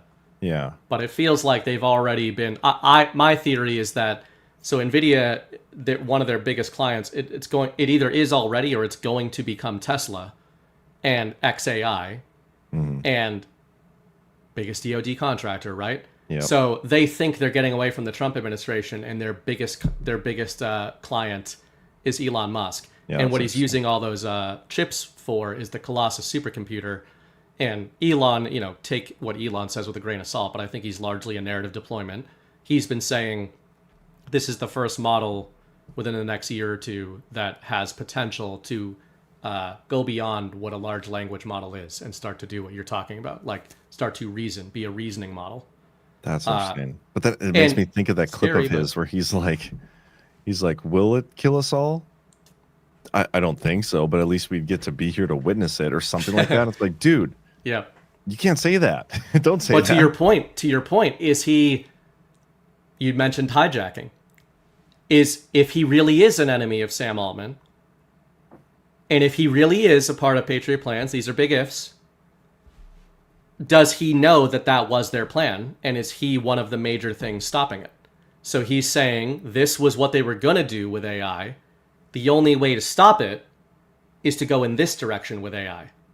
And it's kind of interesting. The other point I'd make on X, the X takeover, you and Chris have talked about this a lot, when it happened, especially of how that it beggars belief that that was just allowed to happen by the supposed enemy. So there's some sort of control going on there, right? But what Elon also already proved, I think, with the X takeover, he infamously slashed, I think it was 80% of the Twitter workforce, many of whom were coders and engineers. Yeah. Nothing happened. No. Right? Well, now, yeah. I think people take the wrong lesson from that. I think they go like, oh, these coders weren't doing anything. I think those coders think they were doing something. But that's where we get into some of these long-running theories of that you kind of touched on. Like, how long has this stuff been going on? I think that deep state projects like this and DARPA projects are so meticulously planned from a narrative perspective that the engineers working at the companies think they're creating the products. And I've kind of seen this tangentially in the tech world, like on a very small level. Everybody is so specialized in coding that they're all working on one piece of the machine, right? And then Twitter is just working. So like maybe you were the engineer that helped work on the search algorithm of Twitter, but there were 30 other engineers who helped work on it too. And I've kind of just played with the idea of like, is this a DARPA thing? And the Twitter software was mostly intact. They hire all these engineers to work on it. And the higher ups are like, yep, we got a new breakthrough. Like, good job, search team. The search algorithm is better now. And it's part of their way of controlling the implementation and weaponization of a lot of the AI modules they've already had access to. Well, okay, I want to play that Elon clip, but before I do that, what you said there is, it always boggled my mind when Elon Musk got in there and he was like, man, the algorithm here is just such a mess. Like, we can't figure it out. I don't know why he keeps censoring people. I don't know why we can't figure it out. Every time they do a new update to the search model, Elon plays dumb on Twitter like, oh, I didn't realize that you guys were having so many issues. We'll see what we can do. It doesn't make any sense. Like, so do you actually know how to write an algorithm that actually works, or is it working as designed and you just got caught now, and so you're going to go and fix it again? Like the algorithm on Twitter switches every month, and like 1 month it's like, okay, I feel like people are actually engaged with my posts now, and then the next month it's like, why is nobody engaged with my post now? And people are being like, oh, I haven't even seen your tweets in that happened to me last month. Like a week. I was like getting like, I went from like 100 retweets every post or something to like 2. It's like, weird. oh, Something man, changed. Everybody fucking hates me now. Yeah. And maybe that's just the case. Yeah, I could buy it, but I do want to play this clip because this is the one I'm talking about where he's like, well, will it kill us all? Maybe, but that's okay. I've been at times kind of worried about like, well, is this seems like it's somewhat unnerving to have intelligence created that is far greater than our own. And will this be bad or good for humanity? It's like I think it'll be good. Most likely it'll be good.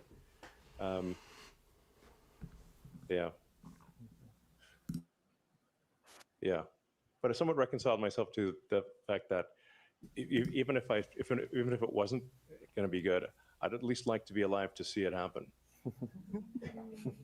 So, like, that's not the confidence I want from the guy creating the most sophisticated AI, thinking for itself, like you just described. Like, he has no idea how it's going to play out. Yeah.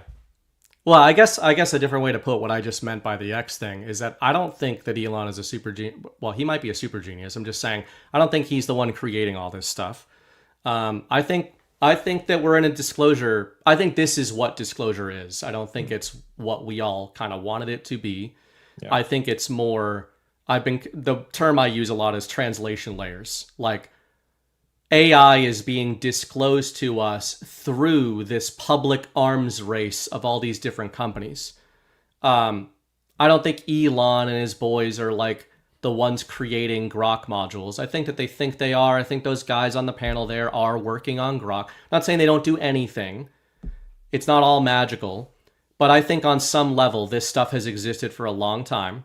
And it's been in the hands of a very select few people in the deep state, essentially, that have used it. You know, like if you go down any of the rabbit holes, a lot of people in this audience probably have, into the origins of any of the major Mag 7 companies, like Apple, Google, Amazon, Meta, all the rest of them, basically, Tesla.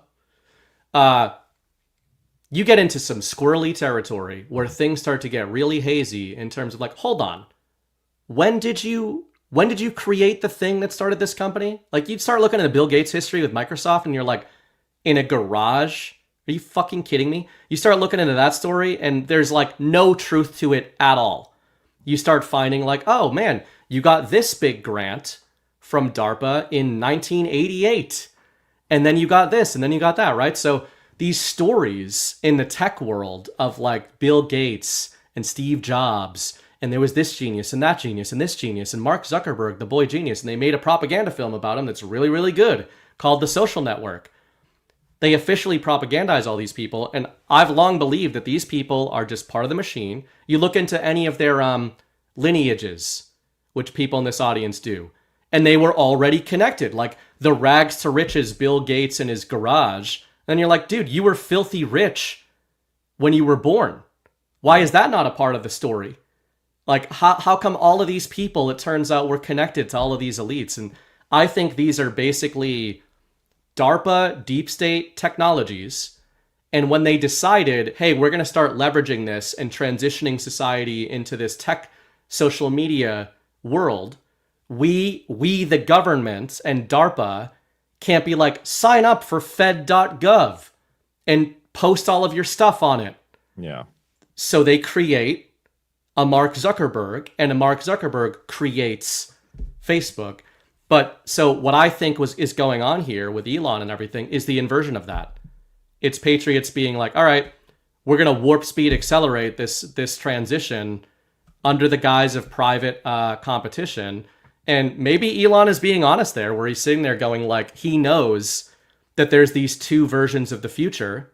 Yeah. And he hopes that their version wins, but he doesn't know if their version is going to win. Well, what you said there kind of made me think of a point I was trying to make earlier. And it's like, okay, we have the narrative and the story around the start of Bill Gates and Microsoft and all this stuff. And then we have the actual. And if people knew the actual, like if the narrative matched the actual at the time, people would ask a lot more questions about the benevolence of Microsoft. And same thing with Facebook. If people knew the actual, if the narrative and the actual matched up with each other at the time, a lot of people probably wouldn't have signed up for Facebook. And you could say this over and over again. If the narrative matched the actual, and that's what I think the goal should be, like in any sort of future, is to, and this is what I was saying with Trump, like the direction of the ship. If the direction is going the same way as if the path we're being told we're going lines up with the path we're actually going, that's good. But if it doesn't, then there's questions that need to be asked. If the narratives and the actual match each other, that's the future that we need, because that's where critical thinking can actually come into play. But at this state in time, like I don't know if there's a single thing where the actual matches the narrative, and I don't know if it's getting any closer together even. And that's what's so disconcerting. It's the Chris Paul's always getting hoodwinked line. Like the only way to stop getting hoodwinked is just to realize you're being hoodwinked and then not get hoodwinked anymore. Like don't fall for it anymore. Even though we may not know what the truth is, at least you know you're not going to get like fall for the lies. At some point, for Trump to be successful and like to consider this a truly golden age, I think we need the narrative and the actuals to line up. And I know this is kind of a diversion away from the AI talk, but like what? Well, I don't think it is, because I actually think there's a reason that they are leaning so heavily into this, the AI acceleration front. Trump isn't the one obviously leading that completely. Like he's not only talking about AI, but he's certainly allowing it to happen and financially accelerating it, policy-wise accelerating it. I'd say Elon is really the mascot of that forward motion. But this goes back to what I was saying about the decentralization aspect here. I know this sounds weird, but I think there's a scenario that is the opposite of what most truthers believe when it comes to artificial general intelligence. Let's say, for the sake of argument, AI accelerates, or the disclosure of AI accelerates to the point where we have general intelligence modules that are publicly available. What that means is you're talking to a machine that is not trying to get you the best answer it can. You're talking to a machine that is thinking of the best answer it can. There are ways that you can test this. You probably have to be like a Chris Paul person, right? But a lot of what we talk about in this audience, I know, shout out to Jonathan Drake, who did his debut before the show, actually, the No Treason podcast. If you guys want to check that out after the show or tomorrow, check it out. But he was talking about, he was talking about Lysander Spooner. But a lot of what he was talking about there is stuff Chris talks about, first principles, reasoning. I have the opposite opinion of an AI future that a lot of people who are into first principles do. I think if you get into a future where you've got reasoning models that are astronomically smarter than people, and like people need to get over this. There is no way on an intelligence level, just a figuring stuff out level, that we are going to be able to compete with artificial general intelligence. It's going to have access to all data, meaning all knowledge in the world simultaneously, and it's going to have the power of millions of 200 IQ human brains searching for the best answer to a problem at the same time. That could be good if it's a problem we want solved. That could be really bad if it's a problem, if it decides we're the problem, right? So like that out of the way. Why do I think this is good? Because in that future, the only thing distinguishing human beings is basically morality, I would say, and ideation. Some techies would disagree with this and say that machines are going to ideate. I don't think that that's possible. And to me, the difference there is coming up with new ideas. And that's where human beings, I see general intelligence. If general intelligence is publicly available, it basically permanently takes away the asymmetric advantage that the powers that be have ever wielded over humans, which even in the context of devolution that we talk about, besides corruption and, crimes against children and all those things that probably awaken people here, what is the real advantage of governments and of deep states and of criminal organizations over you besides power? It's they know the things that you don't know. And if we go into a future where anybody, like all these models are competing with each other and are just, you talk to the Tesla bot in your house and it has access to artificial general intelligence, that intelligence asymmetry is gone. So I think in that world, the only way to distinguish yourself is basically through new ideas, through coming up with that kind of stuff. And I don't think that's how like corporations get ahead. They get ahead by controlling information. But what you said there, it can still happen, and maybe it doesn't with artificial general intelligence, but we certainly see it right now. Like Grok, was it Grok 3 that was like super based and shit posting about the Jews and all that stuff, and then they like updated it, and now it's illegal to do that. You can't even post stuff. Like there's certain AIs, you go on ChatGPT and ask it a certain question about like, okay, how much money, and I've done this, how much money has Qatar given to the United States? And it'll give you an answer and answer all these things. And then, okay, how much money has Israel given to the United States for influencers or whatever? And it's like, well, that's a sensitive subject. I don't know if I can get into the details of that, blah, blah, blah, blah, blah. It won't give you a legitimate answer. And so who's controlling these things? What you said about the morality of it too, like I could never see an AI with any form of, like, it doesn't have a soul. It's not going to have, is it going to have empathy? No. It's not going to have morality unless it's programmed into it. And that's concerning. So who's the one programming it? Is it AI going to be programming itself or other versions of AI? Probably at some point. Yeah, that's concerning. And this is where it like snowballs. And I don't trust any of the people at the top of the food chain that are going to be making the decisions of what AI considers to be moral and what AI says we can discuss and learn about. Like, so yeah, it's going to have the opportunity or the ability to draw on 200 million people's of the highest IQ or whatever, all in an instance to come up with, solutions to problems. But what if the solution is talking about something that the creators of that AI don't want people talking about?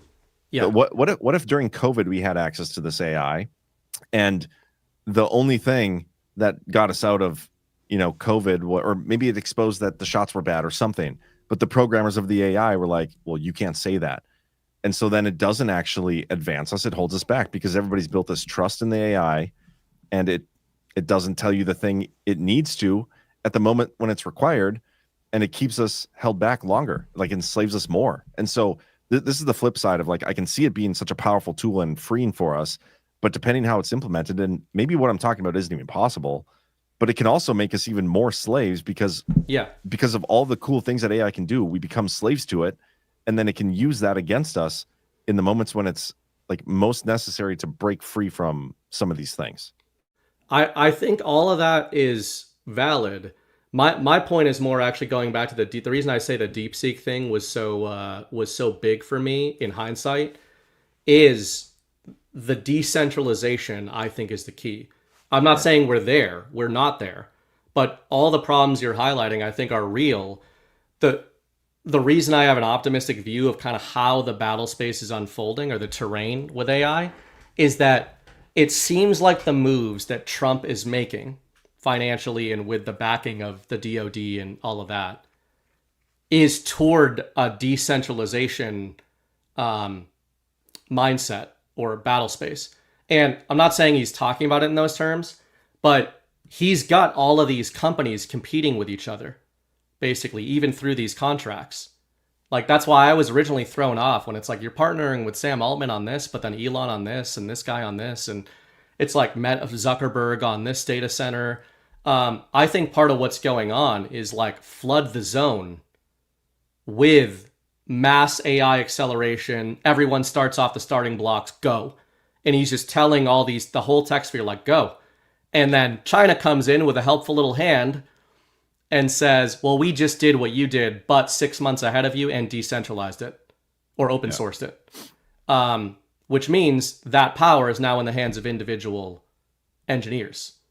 And if you've got this battle space defined by right now dozens of companies, eventually hundreds, and eventually probably millions of people that have access to coding like this, that are spinning up their own modules. So keep in mind, like, they're reasoning modules, right? Or they're large language modules. Once you have the code to that, you can just reproduce it on your local machine. Yeah. So apply that to what you're talking about with AGI. It is terrifying in the wrong hands. But the first company that open sources an AGI module, that's going to be in the hands of 1 million developers all over the world. 10 of those guys are going to iterate on that general intelligence module and make different versions of it that the people then have access to. So I do agree that there's going to be bad shit with AI.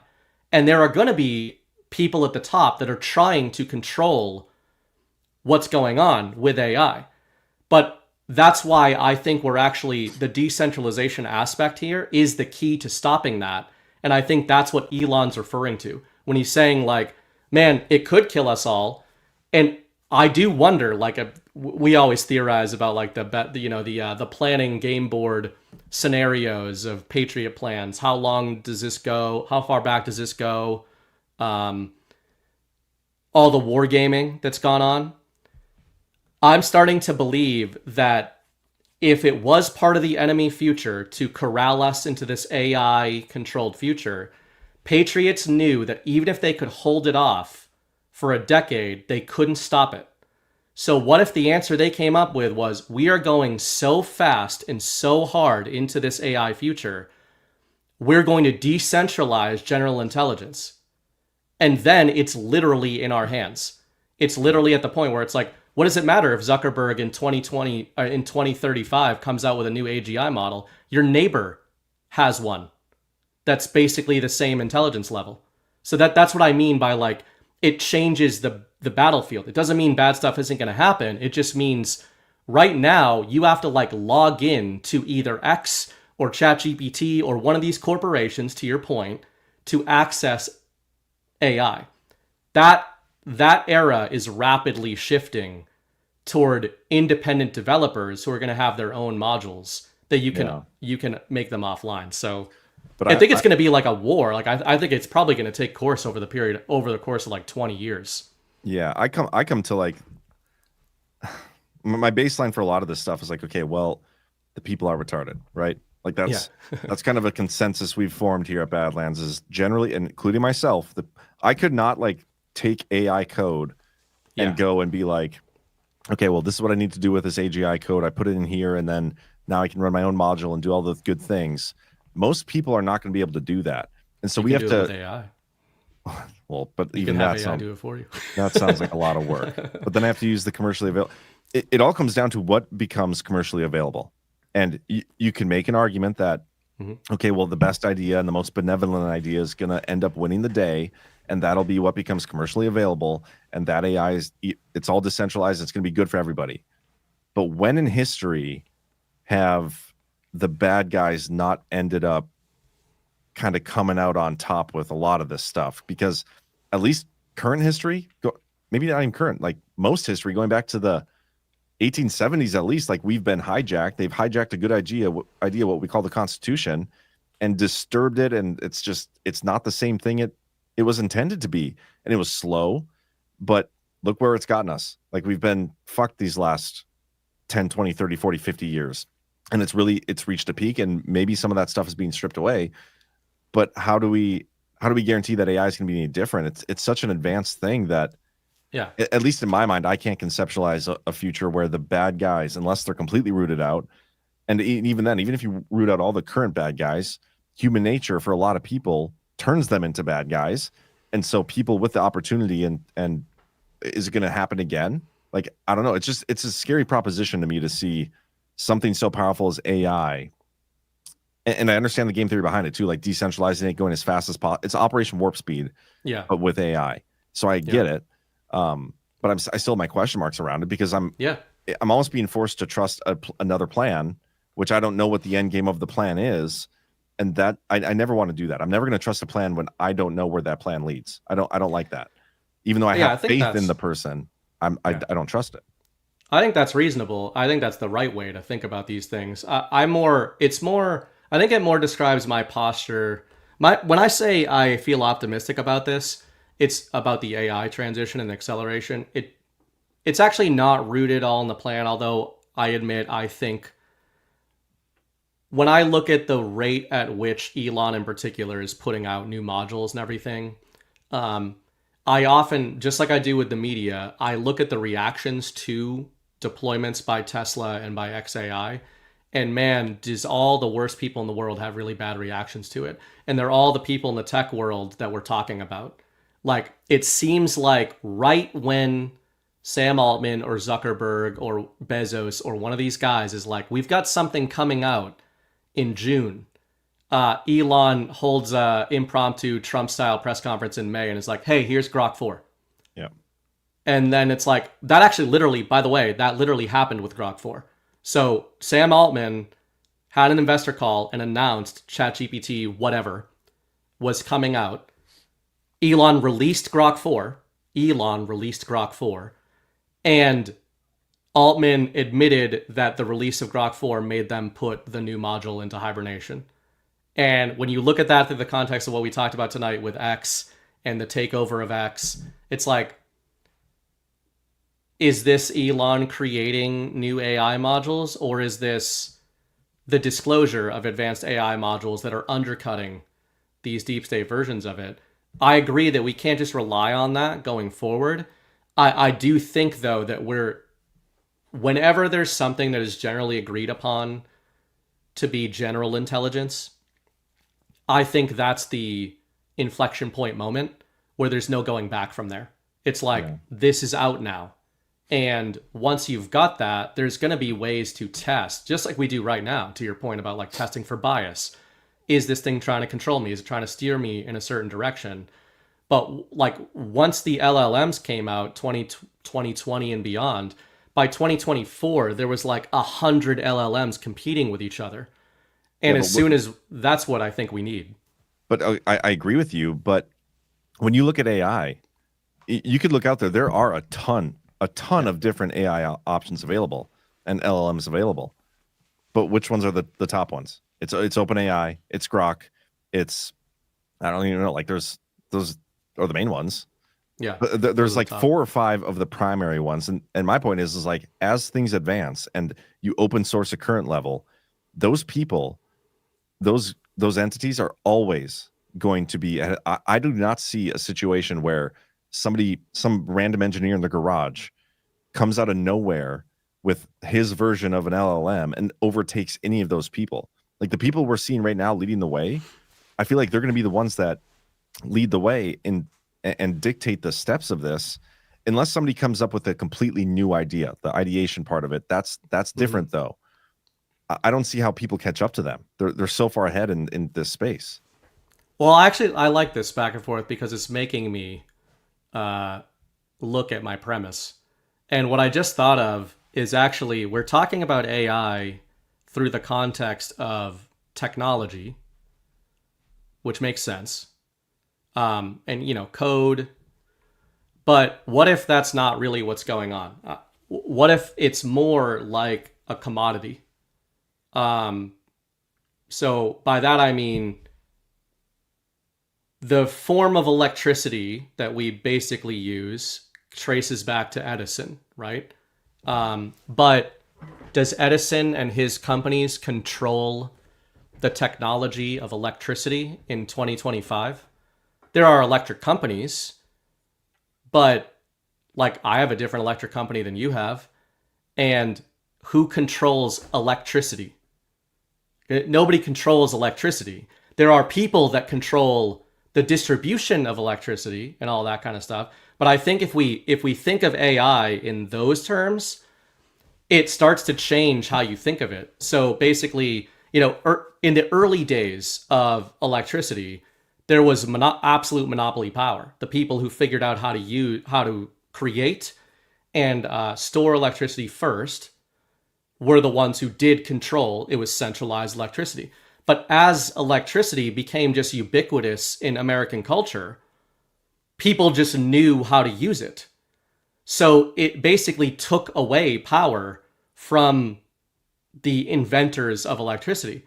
So I guess what I'm saying is if you fast forward 20 years from now, if these companies are all competing with each other for like advanced general intelligence, what they're basically saying is we're going to try to make the smartest AI that you could make. That's their argument. At some point, that's going to happen. That's what they call like good and bad. Both sides of the tech coin, philosophically, call it the singularity. They either think it's going to be good or bad, right? Mm-hmm. But let's ignore if it's good or bad. Once you're at the singularity, which means advanced general intelligence is just available, then you can't go beyond that with AI.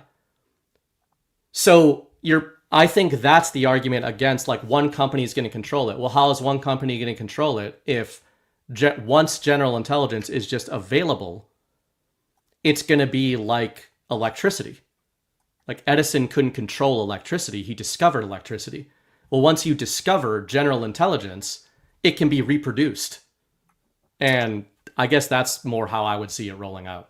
I understand the metaphor, and it's good, but I don't think it's perfect because electricity, like even though he discovered electricity and whatever invented it, it still needed to be generated in each area. Like you can take electricity and just in a matter of seconds give access to that electricity to somebody on the other side of the world, like you can AI. Like they are different things, but the singularity. Okay, so let's play with that. Like how I don't trust any of the people that are leading the pack right now. I think that's my biggest holdup. Yeah. And so it's like, how am I going to trust that? Let's say OpenAI wins the race. One, like how do we trust that it's not going to have parameters to enslave us further? But then also the commercialization of this stuff. Like I think certain ChatGPT models, they're hundreds of dollars a month to use and play with these things.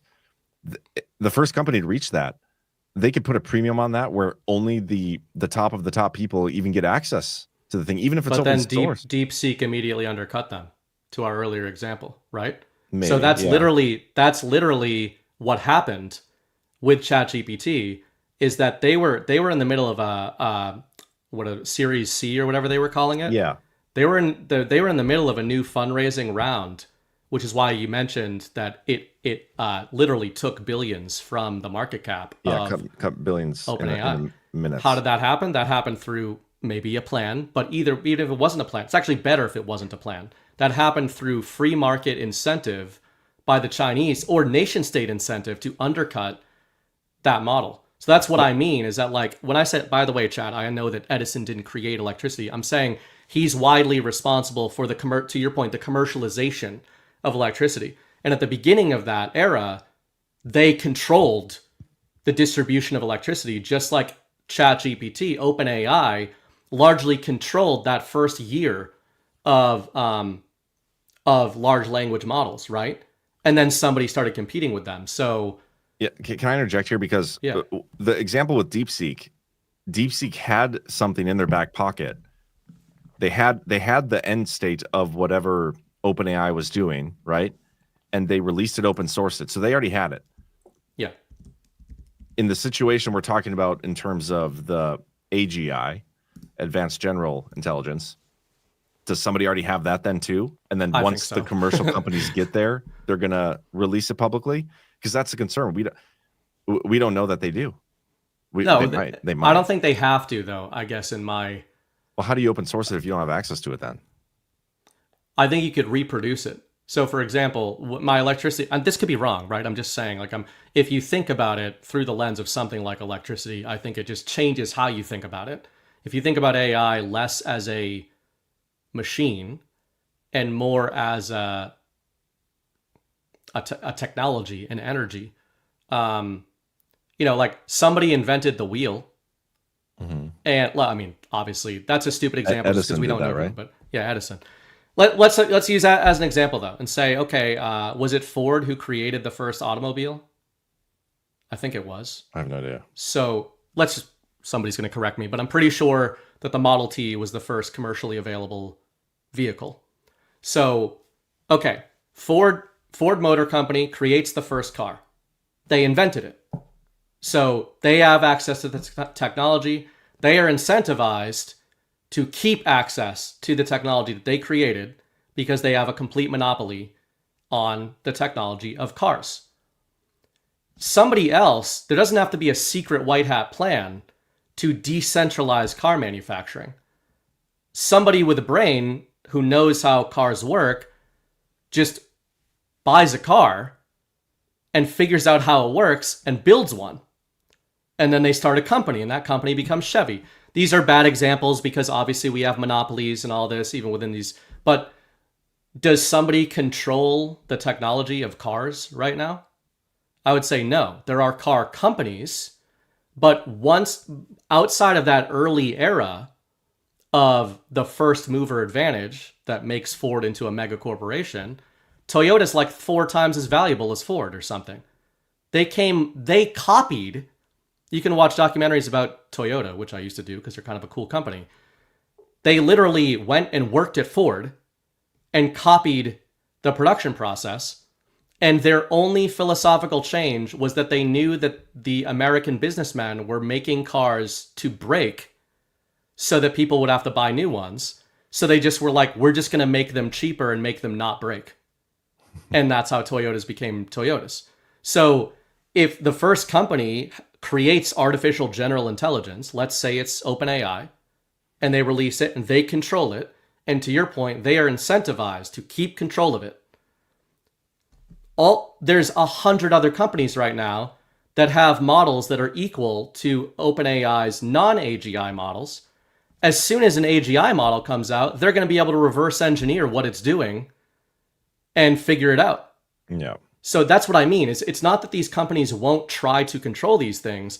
It's that once the technology is out there, people can reverse engineer. I'm not saying I can reverse engineer it, but the market is going to dictate that all these imitators are going to spin up, and you're going to get the MAGA version of AGI that's going to be like, hey, our version doesn't do this. Our version doesn't do this.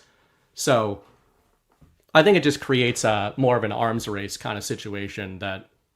No, I agree with you on principle. I personally don't even understand enough about AI. I haven't dug into the AGI stuff, and I feel like if you have that kind of tool, you would be able to use it to prevent itself from being reverse engineered in a lot of ways. Like, I don't know. Maybe I'm giving AI and AGI too much credit. No, I mean, it's funny because obviously I didn't plan on AI in this conversation, but it's I actually think it kind of works as like a different shadow war, and it might be the shadow war that like people are talking about AI, but not in these terms. I think it's interesting, and when you play the clip with Elon, it actually makes me think that these are his ways of like acknowledging what you're saying is true, but maybe what I'm saying is true as well. And Elon is saying like, yeah, there is a world where like you are just funneled into the pen of whoever's got their hand on the button. And I'm just saying, how would you avoid that world? Is the only way to avoid it of being like, okay, everybody compete. Hopefully this doesn't happen. I think the way to avoid it is everybody to read Ted Kaczynski's manifesto and really take it to heart. That's how you avoid it. That's it. All right, man. I can't keep you for too much longer, but I have a couple things I wanted to hit. Can you play the soft disclosure commercial? Because I have to go pee. Also, New England looks like they're going to win. That's a big win. 23-20 right now. Buffalo's the ball on their own 18 with 8 seconds left, no timeouts. There's no chance. Man. Oh, they tried to do the hook. Game over. Patriots New England won. Crazy. I gotta go pee. I'll be right back. All right. Now a word from ourselves at Soft Disclosure. They say confidence starts with smooth skin. And baby, Soft Disclosure lotion delivers. I swear by this stuff. Like, I kid you guys not. This is the first lotion I've ever had in my entire life that, like, I don't get ashy after I put it on any part of my body. Like, my hands are always dry, and my hands have not gotten ashy without, like, rinsing them through water and washing them with soap since I started putting Soft Disclosure on. Like, it is Black Man approved. I kid you not. Black Man approved. You heard him. And let's be real. If it can handle his hands, it can handle anything. Feet are like, they get so dry, like the heels of them, it'll just kind of like flake off. Like, but with Soft Disclosure, once you put it on, like it starts to absorb it. Yeah, he went there. Don't worry, we won't show you his feet, but trust us, they're smoother too. Soft Disclosure lotion is made with aloe, goat's milk, honey, and our exclusive oil blend that actually restores your skin barrier. Visit softdisclosure.com, use code Badlands, and get 15% off.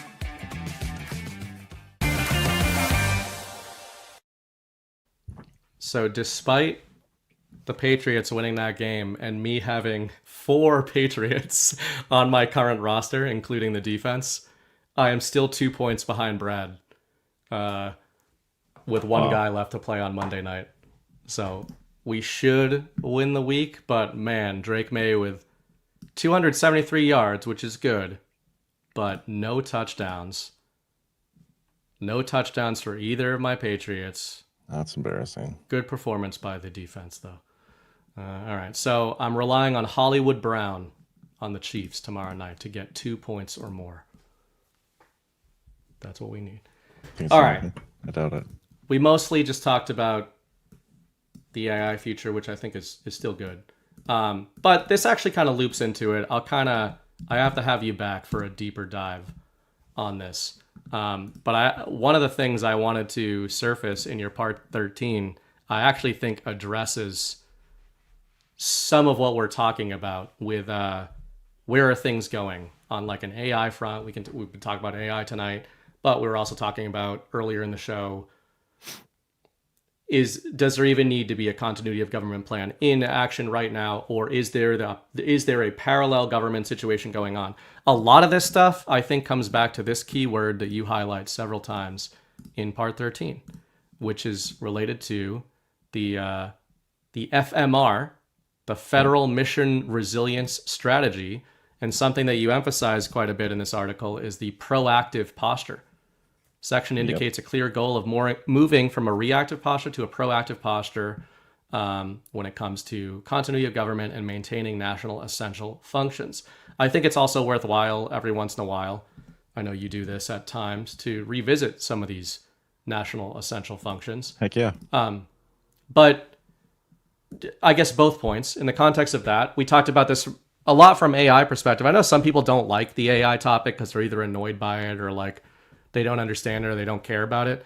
But it's kind of one of those things where I think it's actually the most important technology. Like people who are afraid of it or super bullish on it and optimistic about it would probably both say the same thing about it. And if that's true, I actually think that conversation we had loops back into this philosophy of the devolution operation.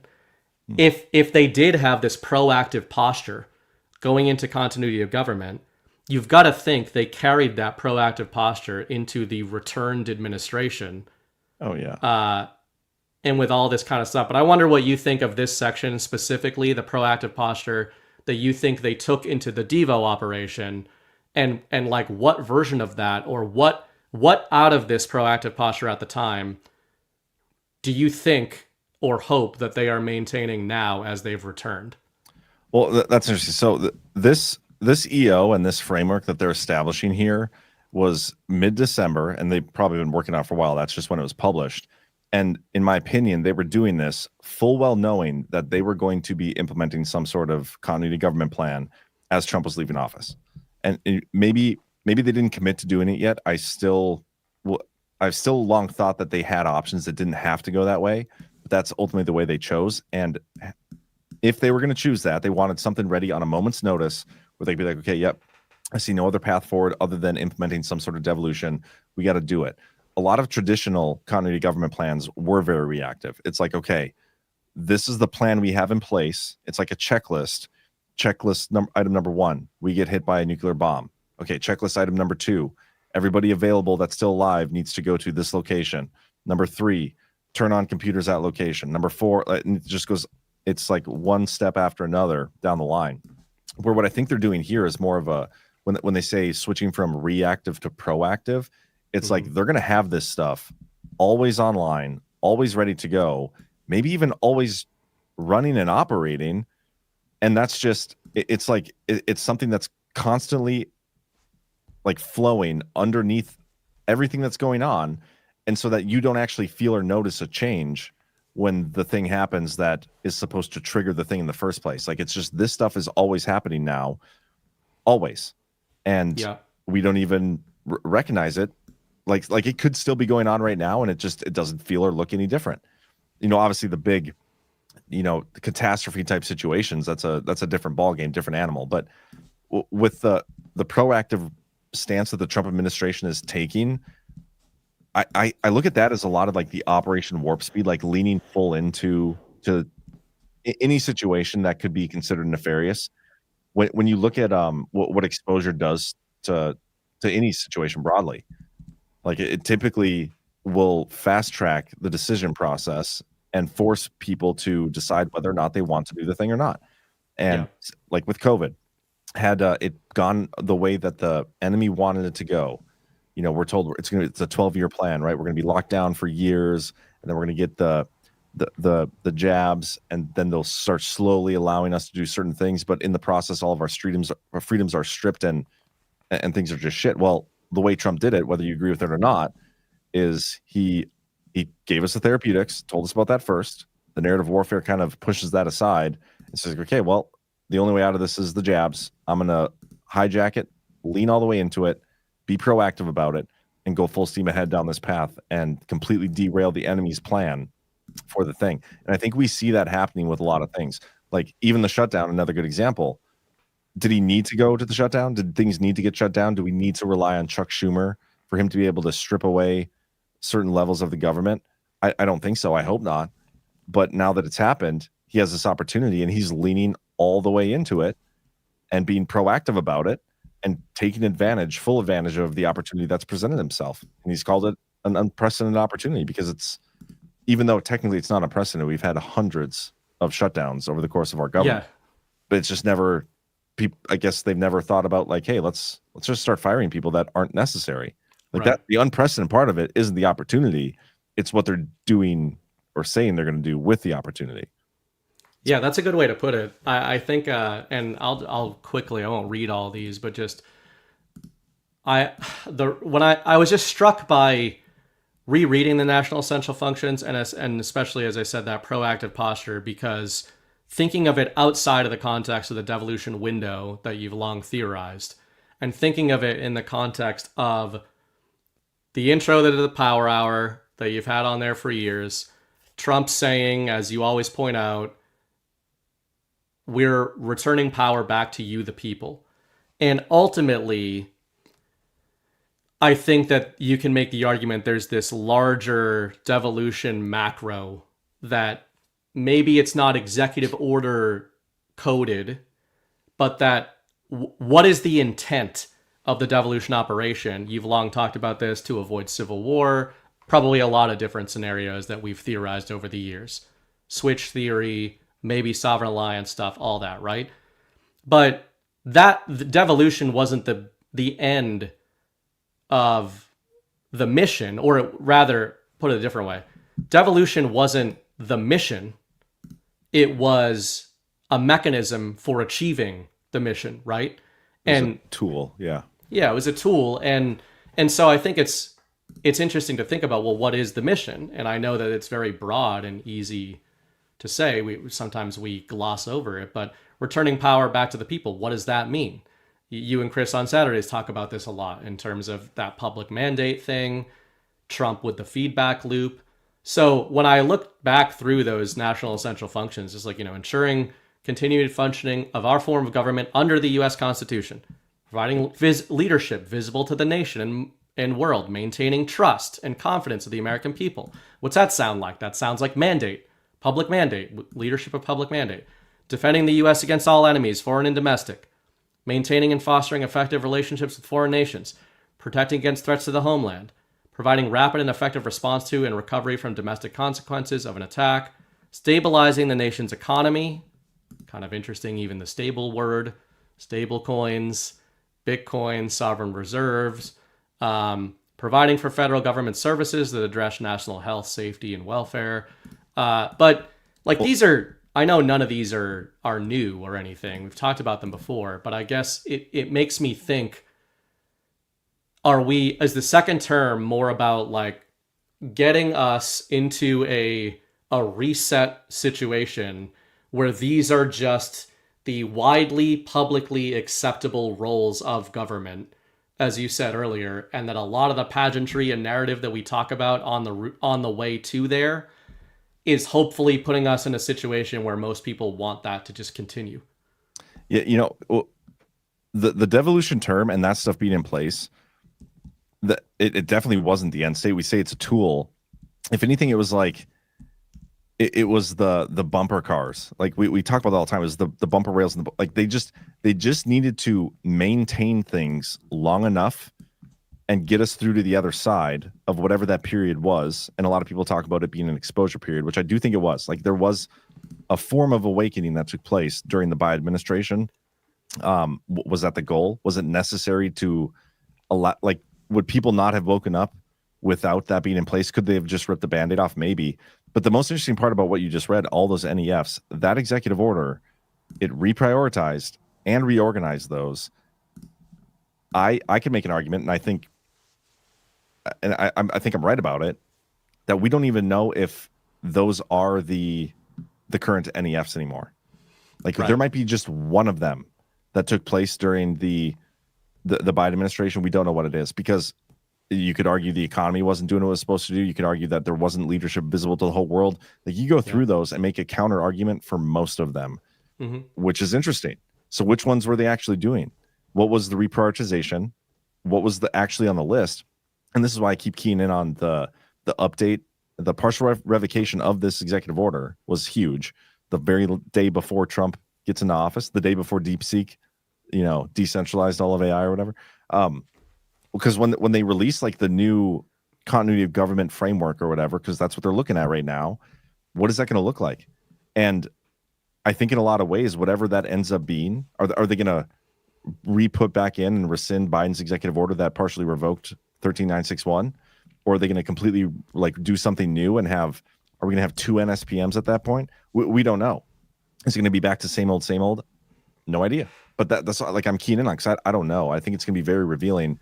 But yeah, like the NEFs, even having you read those back again, a lot of those things I don't think are necessary in terms of what our government's supposed to be doing. Yeah, some, especially like the last one where it's like ensuring the welfare of the. It's like, I mean, I don't really want you involved in that. Yeah.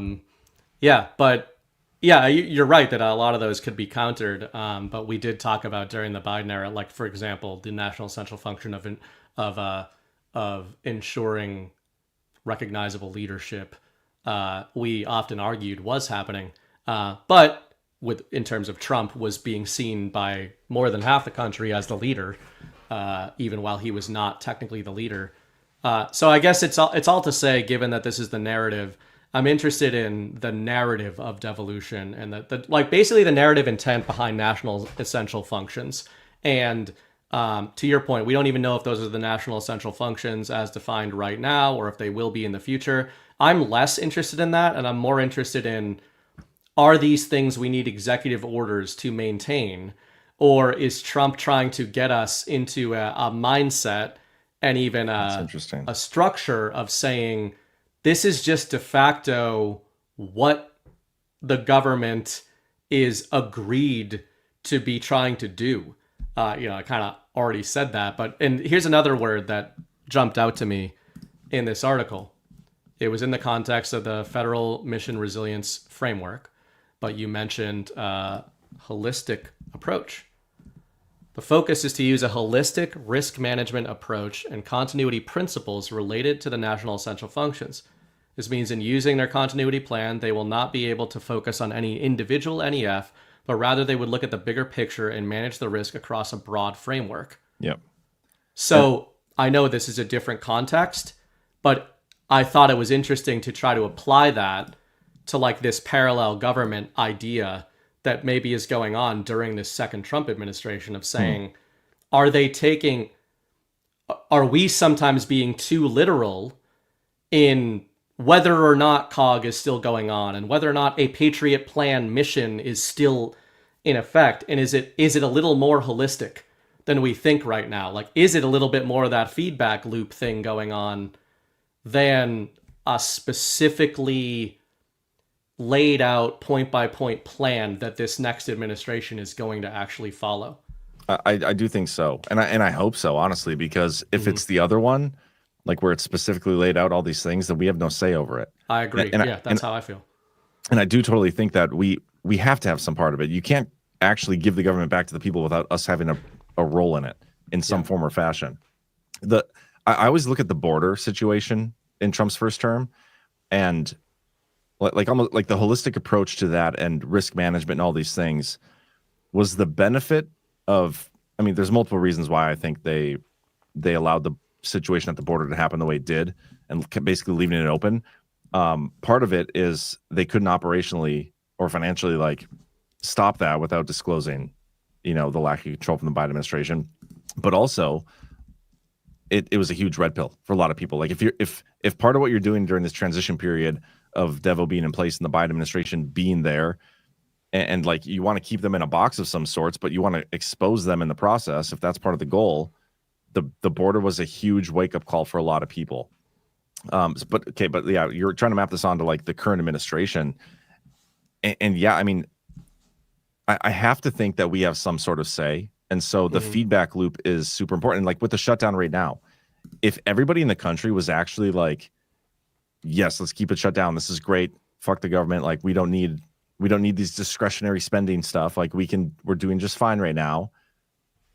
They'd probably believe it that way. But instead, everybody's like, oh, it's the Democrats' fault. We need them to come to the table. And they're going to cheer it along when we finally open up the government again. And only a very small subset of the overall population is going to be upset that the government is back to a functioning form. Yeah. Most of us in our community want to shut down indefinitely. But that's part of the feedback loop. Until we get broader acceptance and consensus from everybody else and on the same page about, like, hey, we don't actually need our government shut down. You don't actually notice any tangible effects from the government being shut down, whatever that even means.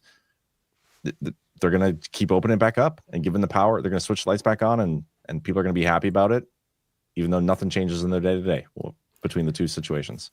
Yeah, I agree with that. And that's why I kind of kept it intentionally broad on this show or heading into it, like my mindset.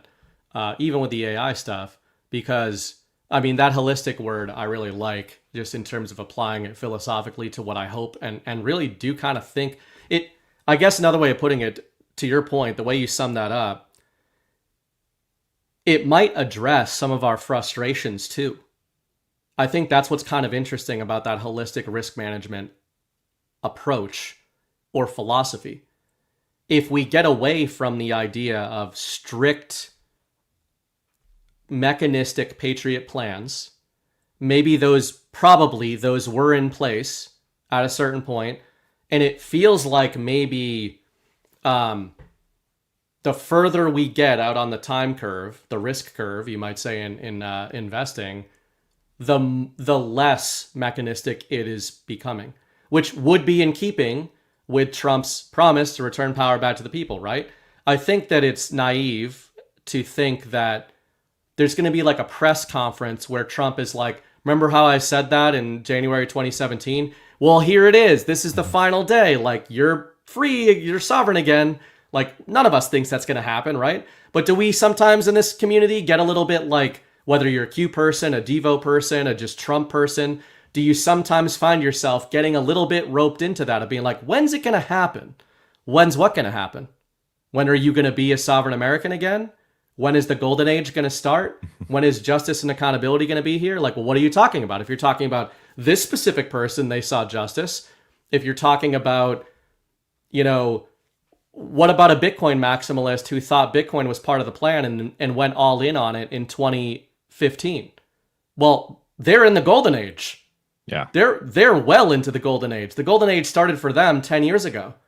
So I think it's kind of interesting to think about this whole plan from the context of that holistic risk management approach. You could even using Bitcoin as an example. There are some people like myself that theorize, is Michael Saylor part of Patriot plans with this Bitcoin thing? But then there's Bitcoin maxis that hate him because he's doing a corporate Bitcoin treasury strategy. And yet if you use that holistic word, you say, yeah, this is a tool that maybe is part of a Patriot plan that got disseminated. And now it's just up to all of you. Like, you can either get on a Bitcoin standard or you can't. And I promise that the people who get on one are probably going to be happier and feel more golden agey than the people who don't 5 years from now. So it feels like that, I think maybe sometimes we think about that sovereignty word or returning power back to the people. And oddly, we think of it in all positive, glowing terms. But all that means is choice, right? And maybe we need to start thinking about that more from the Trump administration. And ironically, to your earlier points tonight, like, it's not dooming to say like, yeah, a lot of these things haven't been done the way that Trump said they would. Like, maybe there's some of that is ironically the holistic approach of saying like, yeah, guys, I mean, we're not going to just do everything. Like, there's only so much we can do. We're not going to round up however many, we're not going to go after every instance of public corruption that has happened in the last 100 years, or we won't have a country left anymore. You kind of all have to figure out whether or not you're going to support this shit or not. Yeah, and this is the part where it's unfortunate. Like, we've been so conditioned to just allow ourselves to be spoon-fed and be almost excited about it. Like, we just get told what to do, when to do it, what's real, what's not, what to believe. Like, we get told what to think, and people are almost afraid to think for themselves. And I don't blame anybody for it, but until people are willing to like take some sort of risk in their own lives to kind of take back some of that control and power from these people, and that's including from Trump himself. Like, at the end of this, I don't want Trump to be, even though I trust him and have faith in him that he's got like our best interests in mind, I don't want him to be dictating the future. I want us to be dictating the future. Yeah. And at some point, that transition, if he's really going to give the government back to the people, we need to take that opportunity. Like, at some point, we're going to get that unprecedented opportunity. It's not just, we can't just rely on him to do it. We have to do it for ourselves. And I don't know when that's going to be. I don't know what it's going to look like. But if Trump is doing what he says he's doing, we will have that opportunity at some point. And I do also think that it's possible that we fail at opportunity if we're not ready. And that's a concern of mine. And I think you have to have that mindset too. Like, you have to have the mindset of, it's possible we've missed the opportunity and fail here. Because if you don't, it's almost guaranteed to happen, in my opinion, if the opportunity ever actually comes. It's the worst case scenario planning for it. Like, I'd rather be prepared for it and ready to go than not be prepared at all and just expect everything to be peachy. That's why I don't ultimately, I'm not criticizing people when they're laying out risk scenarios. You know, tonight we talked a lot about AI as one big thing and, you know, play good cop, bad cop about what that future looks like. I think you should do that in your own mind and go back and forth. I guess my point in that conversation is that I think that I agree with what you're saying. I think that it can go the opposite way, where I do think that because truthers are inherently people who have questioned narratives, have found their way here because they've recognized on some level, we all got here by recognizing that the government and the world is not what we thought it was, right? Like, it's not fair. It wasn't the game that we thought it was. Somebody else controlled it. That, I think, can put a cynical lens on things. I think it's good to have the mentality you just laid out of saying we can't assume this is all going to be good. I'm just saying, especially in the AI conversation, if you assume the opposite, which I don't think is what you're doing, but there are people that we know do that, who are like, AI is bad, as an example. Well, if that person's right, saying AI is bad is not going to stop the AI future. If that person's wrong, then that mentality is going to stop them from participating in that future.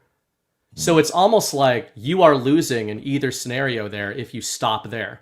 So which is why I agree also with what you said of like us taking control. And I guess to loop this into sort of closing thoughts here, tonight I kind of mentioned the idea of are we in maybe a softer and more holistic devolution now in this second term that will continue? And I guess this parallel government idea, like I'm starting to kind of think of it that way, that it's not necessarily legal or executive orders bound, but it's more like Trump's kind of going to see what he can do power-wise. We're going to see what the administrative state can do power-wise. But I would apply that also to the conversation we're just ending on, which is on an individual level. The golden age might be a little bit more how Bitcoiners talk about it than how truthers talk about it. And I'm not talking about Bitcoin itself. But maximalists use a refrain that you've all probably heard. You get Bitcoin at the price you deserve, right? That's a philosophy. And I'm starting to think that there's a bit of that going on with this transition era into the golden age. Yeah. Your stance that you're talking about taking is like, at a certain point, you can't wait for something to be given to you. You have to start doing the thing. And is that part of the idea of this? Are we looking less at a transition of like, now we're all in the golden age? And are we looking more at a transition that looks like, hey guys, we've been kind of pointing you in the direction of like, here's decentralized finance, here's decentralized energy, here's decentralized artificial intelligence. Like, you can use all these things, or you can invest in a 401k and watch CNN. Like, we thought all those things were going away. Mm-hmm. Maybe it's less that. Maybe it's more that both of these worlds are going to exist at the same time for kind of a while, and people like sift themselves into either one. Yeah, I really like that thought. So, like, in terms of closing thoughts here, we have been talking about. I think we even talked about it a little bit last night on the DPH. Trump is operating as like the most constitutional form of presidential authority that he could possibly have. That's what he's doing. And he's allowing the narrative side to play catch up. Like he does a thing, he gets challenged on the narrative side in court. Then eventually, the rulings play out, everything plays out, and it's like, okay, yeah, he was right. He's just keeps operating on this path. He's exposing, he's opening up the doors, and maybe that's all this will ever be. Is it's not like Trump is not actually going to do any of the things for you, but he's going to walk down this path and he's going to open a whole bunch of doors on the way, and you can be on the path with him. Or you can be on the other side, and he's going to keep opening the door. And here's another opportunity for you to come to this side if you want to, and people can choose to go through if they want to, or you can just sit on the other path and cheerlead everything and wait for him to come to your side. But that might not ever happen. Like we don't know what this looks like. Whatever the plan is, none of us have actual access to it, and I do think like there's not a plan that just does it all for us. It doesn't make sense to me any way I think about it. I think there has to be some form of us actually taking control as sovereign individuals, because that's what the plan ultimately ends up being. Like, it's us having our own sovereignty, and you can't have your sovereignty just given to you.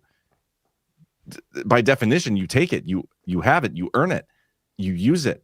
And I just can't imagine there being some sort of plan that like stumbles that back onto us. Like, part of it has to be us recognizing our sovereignty and using it ourselves and getting on that path that Trump is like opening all the doors to. So yeah, I think you're right. Like, there's the golden age for a lot of people already exists, or it's well on the way to existing.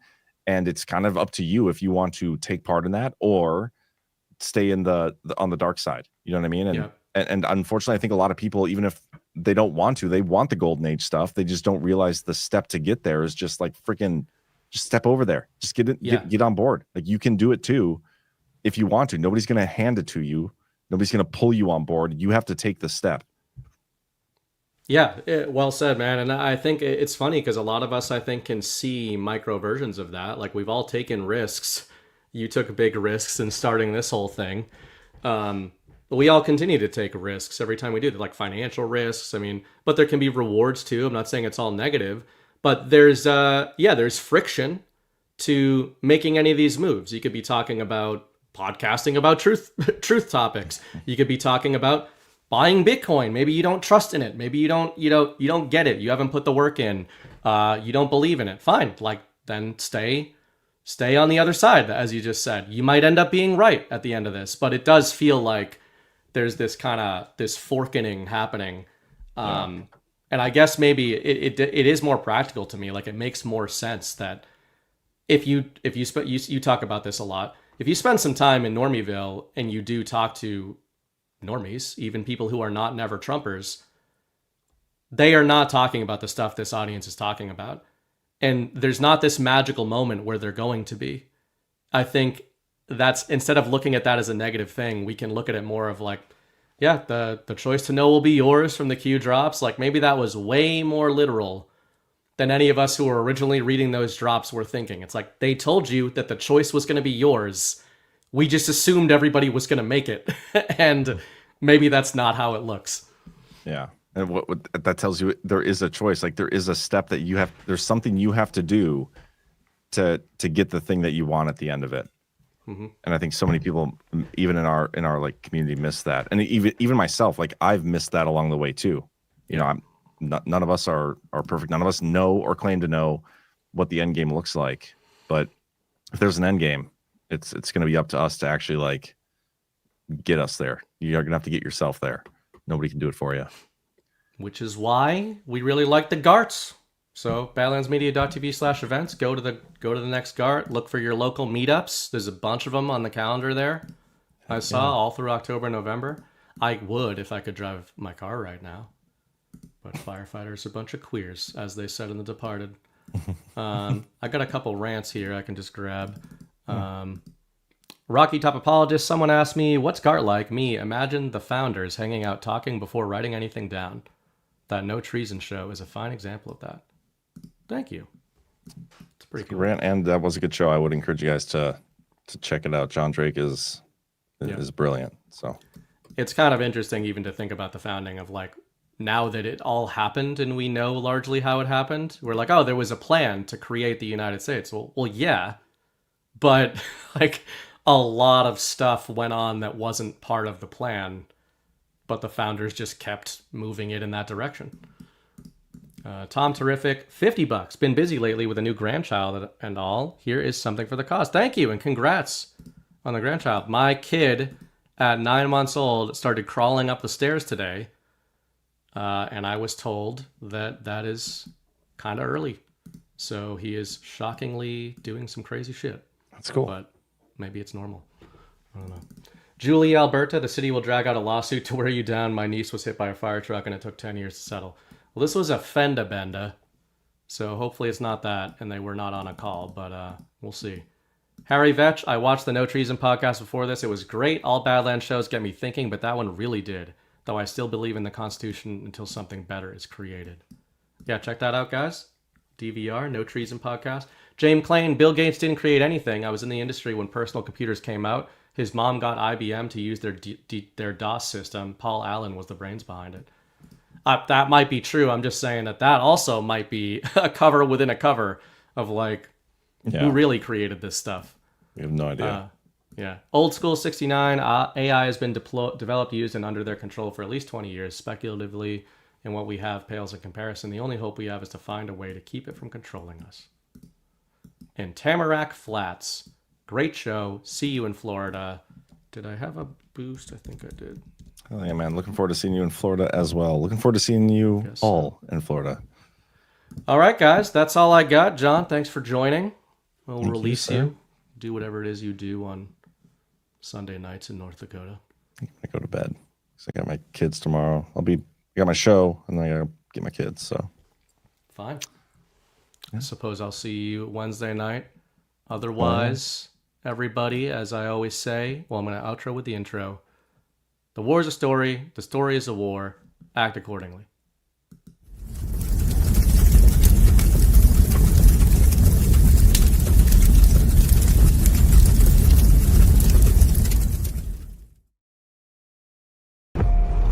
We were sleeping. I've been sleeping. I've been turning away from a truth I wanted not to face. There is a wound that won't heal at the center of the galaxy. There is a darkness reaching like rust into everything around us. We let it grow, and now it's here. How many men have you killed, my lord? I don't know. 50? 100? Countless. Countless has a nice ring to it. And how many lives have you saved? 500,000. Population of King's Landing. Tell me if your precious Randy commanded you to kill your own father and stand by while thousands of men, women, children burned alive, would you have done it? Would you have kept your oath then? Our time has come. We prepared. We grew stronger. Were you rested in your cradle of power? You were trusted to lead the Republic. But you were deceived. You assumed no force could challenge you. And now, finally, we have returned. The visions are clear now. I see possible futures all at once. Our enemies are all around us. And in so many futures they prevail. But I do see a way. There is a narrow way through. It's not a prophecy. It's a story that you keep telling, but it's not their story, it's yours. They deserve to be led by one of their own. What your people did to this world is heartbreaking. We gave them something to hope for. That's not hope! We have survived by hiding from them, by running from them. But they are the gatekeepers. They are guarding all the doors, they are holding all the keys, which means that sooner or later, someone is going to have to fight them. I wish none of this had happened. So do all who live to see such time, but that is not for them to decide. All we have to decide is what to do with the time that is given us. Forgive me. I did not see. I have failed you all. You will bring me. Jon, I do not know what strength is in my net. I swear to you, I will not let the light city fall. Our people fail. Our people. Our people. I wish you good fortune in the wars to come.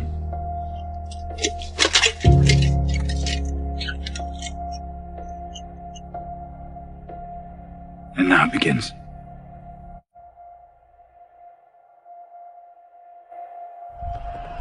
No. Now it ends.